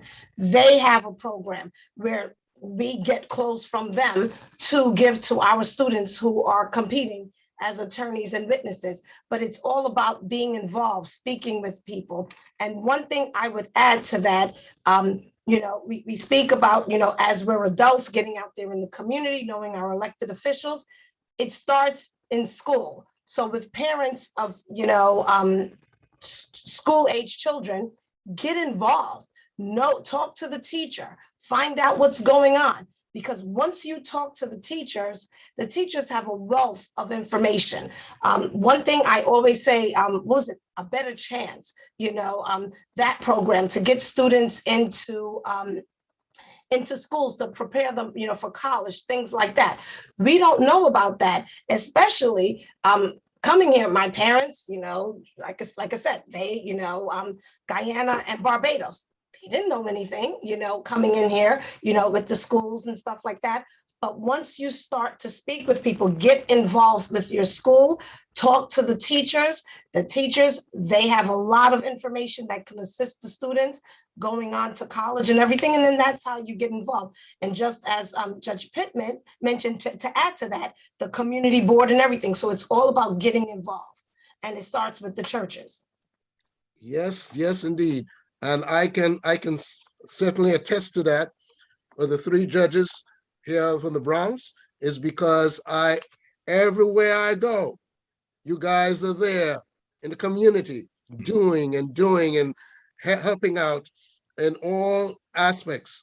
And speaking about the mock trials and all that, that's how I got introduced to the mock trials. I sit on the board of trustees for the Harriet Tubman Charter School here in the Bronx, and Judge Taylor, you're the one that brought it to Harriet Tubman. Every time you see me, what's happening with Harriet Tubman? What? And I'm so proud that recently, how well Harriet Tubman did in the mock trial. Second place this year. Yeah. yes, indeed. And it's all because of you guys. All because of you, the three of you. all been very much involved. Judge Pitt was the speaker for the graduation of the 8th grade graduation. That was what, 4 years ago, 4 years ago. Yes. And Yes. she Pre-pandemic. yeah, yes, exactly. You know, it's so important. It's so important.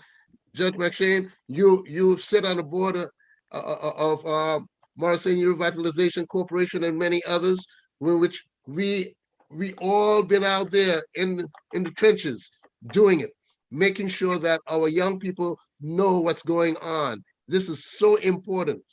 And as we spoke about before, it is the young people, that's our future. But we also need to connect. We also need for the adults to really learn about the justice system. It is very important, you know, and it's not just the young people that goes to court, not wearing correct gear, uniform.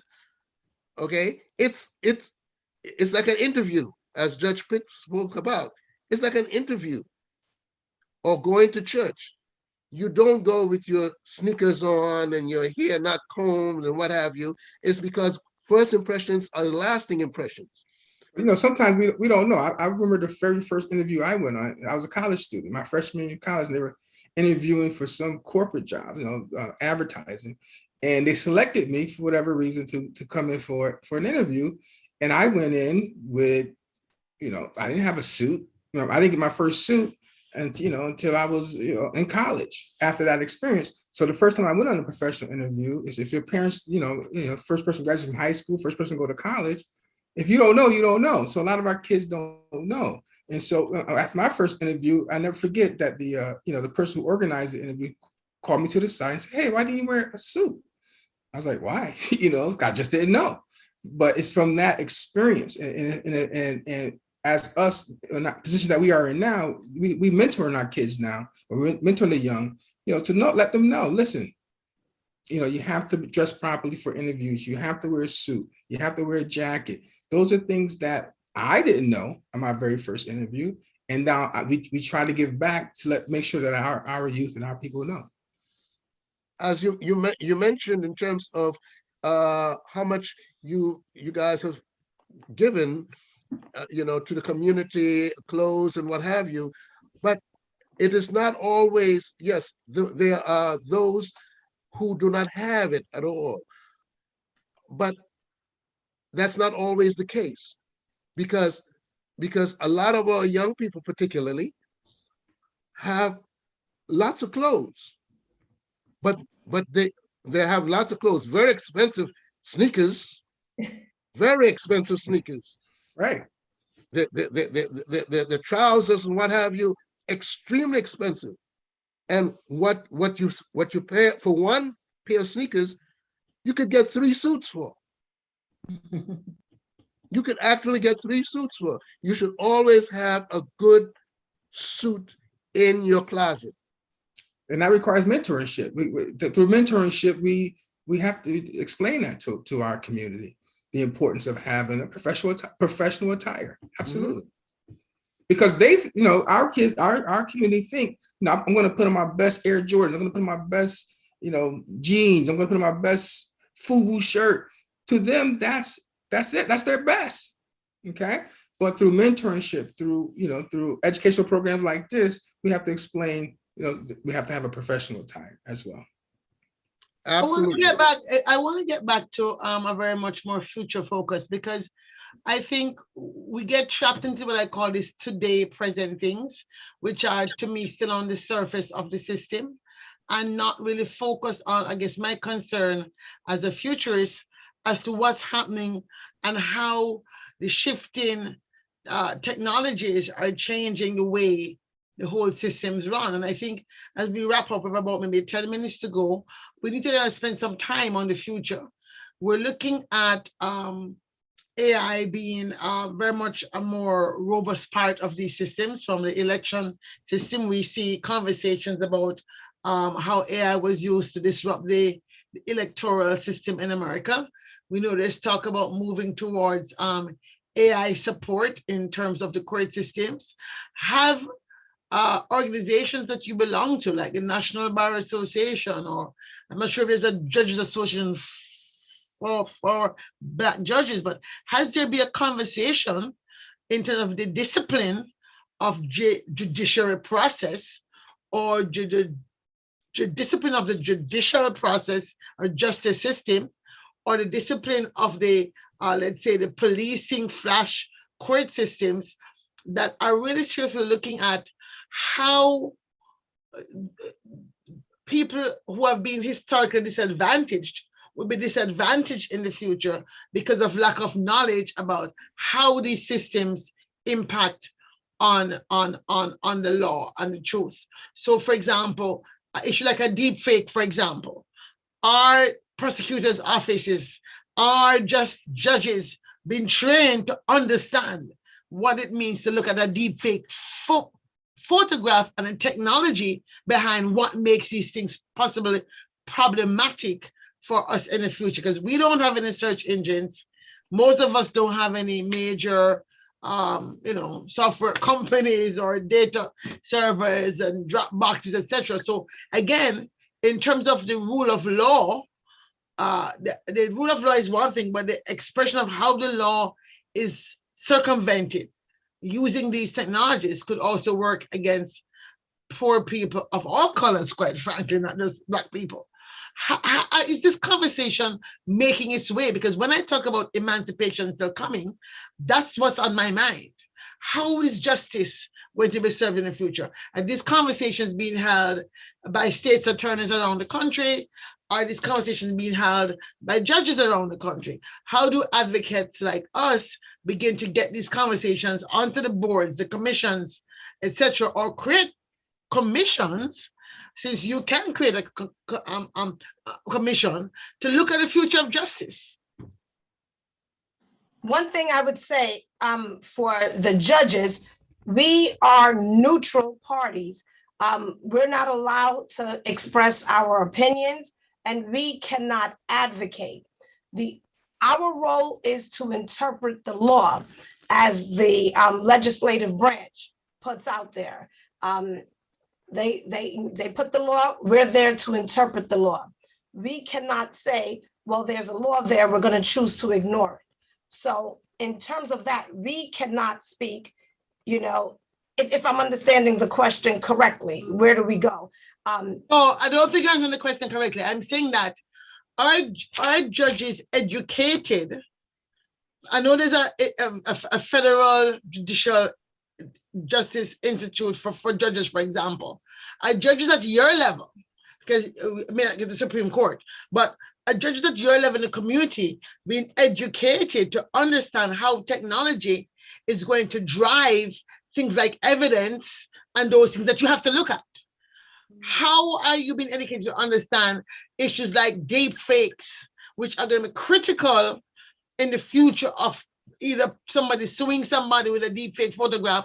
How are you being trained to do this? You're going out and teaching people. Are you able to pull from your industry to inform yourself, so you go out and talk to people? You're also educating them about the new things that they have to be mindful of in terms of their rights being let me see if I can answer that. And I'm going to go even before you become a judge. As an attorney, you have to take these continuing legal education classes. It's a requirement in order to maintain your attorney registration. And inside those requirements, there's different areas: ethics, substantive law, procedural law, things of that nature. And as technology has become so prevalent in our legal practice, there are certain CLEs that are focused on these technology-based problems that might arise. As judges, we also take part in those CLEs. It is part of our training every year. So yes, as these things become issues, as they are things that might impact how we do our jobs, we also keep in step with those things, because they are presented to us in programs that we are required to take every year. And of course, even outside of the requirement, we also, because we are people who like to learn things and keep on top of things, we can also seek out those things on our own. So there are systems in place for that. Absolutely. And the continuing legal education, I know one of the last ones that I've taken is a CLE on artificial intelligence. And it's incredible how far artificial intelligence has come. And I think all of us as judges, when we were at the judicial seminar, I'm sure we remember that artificial intelligence CLE. So yes, we are definitely updated, but Judge Taylor makes a great point. We are neutral arbiters. And so when the DA's office bring in new technology to the court, or the defense bar bring new technology to the courts, we have to be familiar with it. And we've been educated when they present it to us in that way as well. So yes, I think I think our judicial system is very well of the changes of technology, and we're familiar, especially as adjunct professors as well. We all get that education as well through our other jobs. So what I wanted to say is, it is almost a job requirement. Right. Certainly as a prosecutor, defense attorney, certainly judges have to understand it too, because who understands technology? The jurors. And they have certain expectations when they come to court. They have certain expectations of what they're going to see if we are presenting a case. An individual's digital footprint, if we can capture that, becomes very compelling as evidence in a case. We also, there's lots of surveillance video around now. So whether it is body cam, cruiser cam, or surveillance cameras that are placed on street lights or in buildings and this and that, we have to go searching for all of that, or really the police do, but we have to ensure that they've done that, because the expectation of the jury is that there's got to be a camera somewhere. And now, not all the times that will there be a camera, but also an individual's digital footprint, where they were with their cell phone, and that cell phone evidence we have used to convict people. And oftentimes the expectation is, if you're saying that the defendant was here, where is the corroborating cell phone evidence? And it's not always going to be true in every single case. And so it is, explaining why sometimes the digital evidence or technology is not going to be useful in a case is important to explain to a jury, because the expectations are extremely, extremely high. I can tell you that we have used forensic genetic genealogy, which is it's not a completely new concept, but it's being used a little bit more. And that forensic genetic genealogy helps to aid us in connecting the dots to determine who a suspect might be in a case where you don't have a direct match in a DNA database, because you have all of these other kind of public databases where people are trying to find out their genealogy. Well, in those databases, law enforcement can search for certain purposes to try to solve cold cases. And we have solved cold cases as a result of the use of forensic genetic genealogy. So all of the new technology can assist prosecutors in solving cases and prosecuting and holding people accountable. But again, it's also important because juries have very, very high expectations when it comes to technology, because they are looking at the internet, they research all the new technology, they know what's out there, and so they're expecting that in every case. Sometimes it doesn't exist, and sometimes you have to end up explaining away why certain things may not be present in the case in front of you. So it is something that even if you weren't interested in as a prosecutor, you must have an interest in it in order to be able to effectively present and pursue cases. Thank you. With just about 9 minutes to wrap up, I'd like for each one of you to give your final thoughts to our listening audience. And I would like to begin with Judge Pitt and come right around. Okay. What I would want to convey mostly is that we as judges, we weren't born judges, right? We all came from somewhere. We all came from the community, and this is where we wound up. Our journey here, however, has been impacted by our community involvement, impacted by mentorship, impacted by our desire to continue our education as attorneys and as judges. And that can be also you. It's not exclusive to us, right?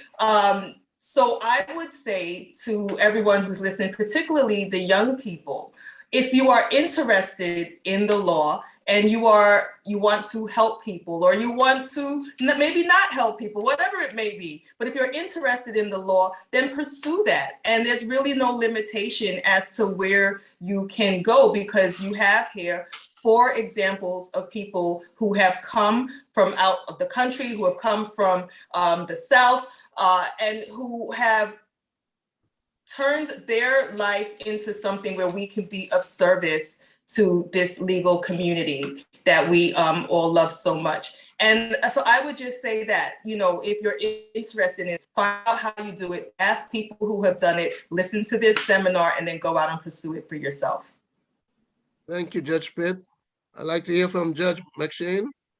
Yeah, I was going to pick up a little bit what Judge Pitt was saying. My emphasis would be to all that's listening is the importance of mentorship, because I think if you can take advantage of it, take advantage of it. I know each one of us, of the judges on the panel, we love interns. I mean, we known to have multiple interns every year. So take advantage of that. Start networking, get yourself out there, volunteer. We all volunteered from when we were young attorneys until we became judges. We all volunteer with community organizations. That's so important, and that's going to impact your community. All of us served on boards. All of us served in some type of volunteer, matter. And don't be afraid. And one thing I mentioned earlier is, our justice system is more than the criminal side. But every panel I go on, we tend to go towards that criminal side. But there's more to the justice system than just the criminal side. Look at other areas of the justice system and get involved with that. I love what State Attorney Brayboy is doing, and we need more people like her. But there are more opportunities for us within the judicial system as well, either as defense attorneys, as housing attorneys, as corporate attorneys. Those opportunities are there. Use your advantage to, with getting mentors to help you reach your goals for that. Thank you. Thank you. Let's hear from Judge Taylor. The last remarks. Okay, I agree with everything that Judge Pitt and Judge McShane had to say. And just to add to that, I would say it is never too early to start networking. Networking, a neighbor, talk to your neighbors, what's going on. In school, like I said, speak to your teachers. Find out, what's going on. That's how you know what's out there, scholarship programs that are there, and for the students to go. And like Judge McShane said, internships. One thing I knew around the courthouse, there was a courthouse a few blocks away from me, the courthouse that I work at now. I had no idea that I could go in there to try to intern. I would say definitely go to the courthouse if you're interested in law, for example. Walk to the courthouse, walk in, walk around, observe. That's something I did as an attorney when I was changing jobs. I came up, walked around the courthouse, sat in, observed, when it was a criminal, on the criminal side, a trial. After that, I got to know the attorneys, and that's how I got involved. So again, it's never too early to start networking. Thank you, Judge Taylor. And finally, we have State Attorney Brayboy. Can you give us your final remarks? Absolutely. Well, as a young person growing up in a Caribbean household, I have to say that my father was very insistent that I listen to his direction and things I wanted to do. And actually, he was the person who told me that I was going to be a lawyer, which I had no idea that that's what I was going to do. He also told me I should get involved in politics, and I listened to him reluctantly at the time. But sometimes your parents know best. So I would say to our young people, you don't have to follow everything your parents tell you, but do listen to them because they see things in you that you may not really see in yourself.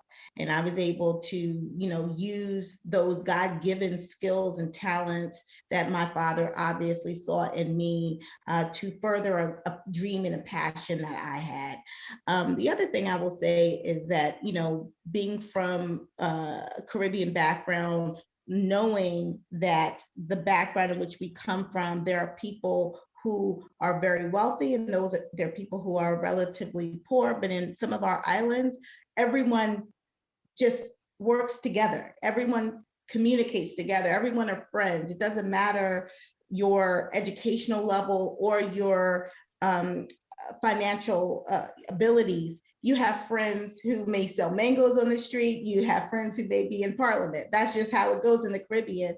And I take that attitude here too.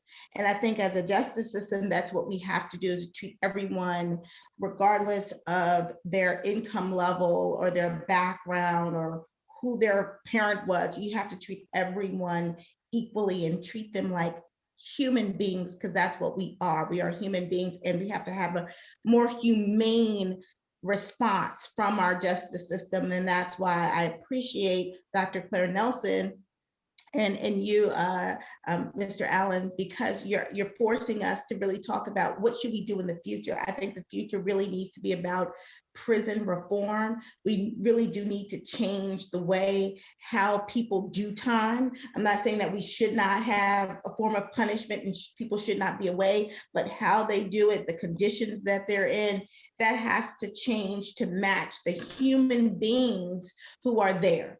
And we have to really focus on prison reform. We have to focus on sentencing reform. And we also, again, have to focus on this emerging adult age group. Are legally, they're considered adults, so they have a lot of freedoms, but physiologically, mentally, they are still adolescents. And so they're still growing and forming who they're going to be. And the justice system has to find a way to address them more holistically. That's some of the stuff that we're starting to work on now, but maybe with the support of the Caribbean Institute, we can get a lot further along with that. So thank you. Thank you so much, State Attorney Alicia Braveboy. That was well put.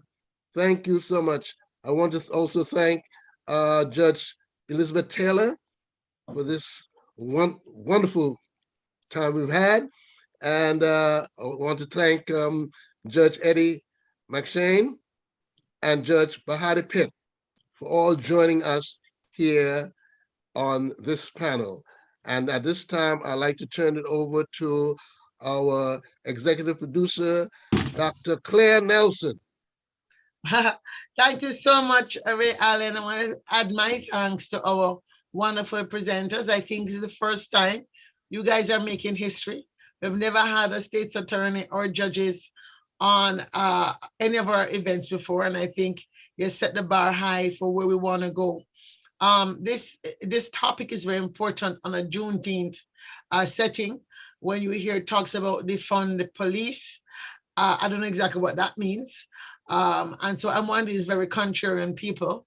At the same time, in the state of Maryland, I found out that it costs $150,000 to keep a man in prison, and the money that they're spending on education per child is $35,000. So I got very mad about that. And I thought, no, something has to change.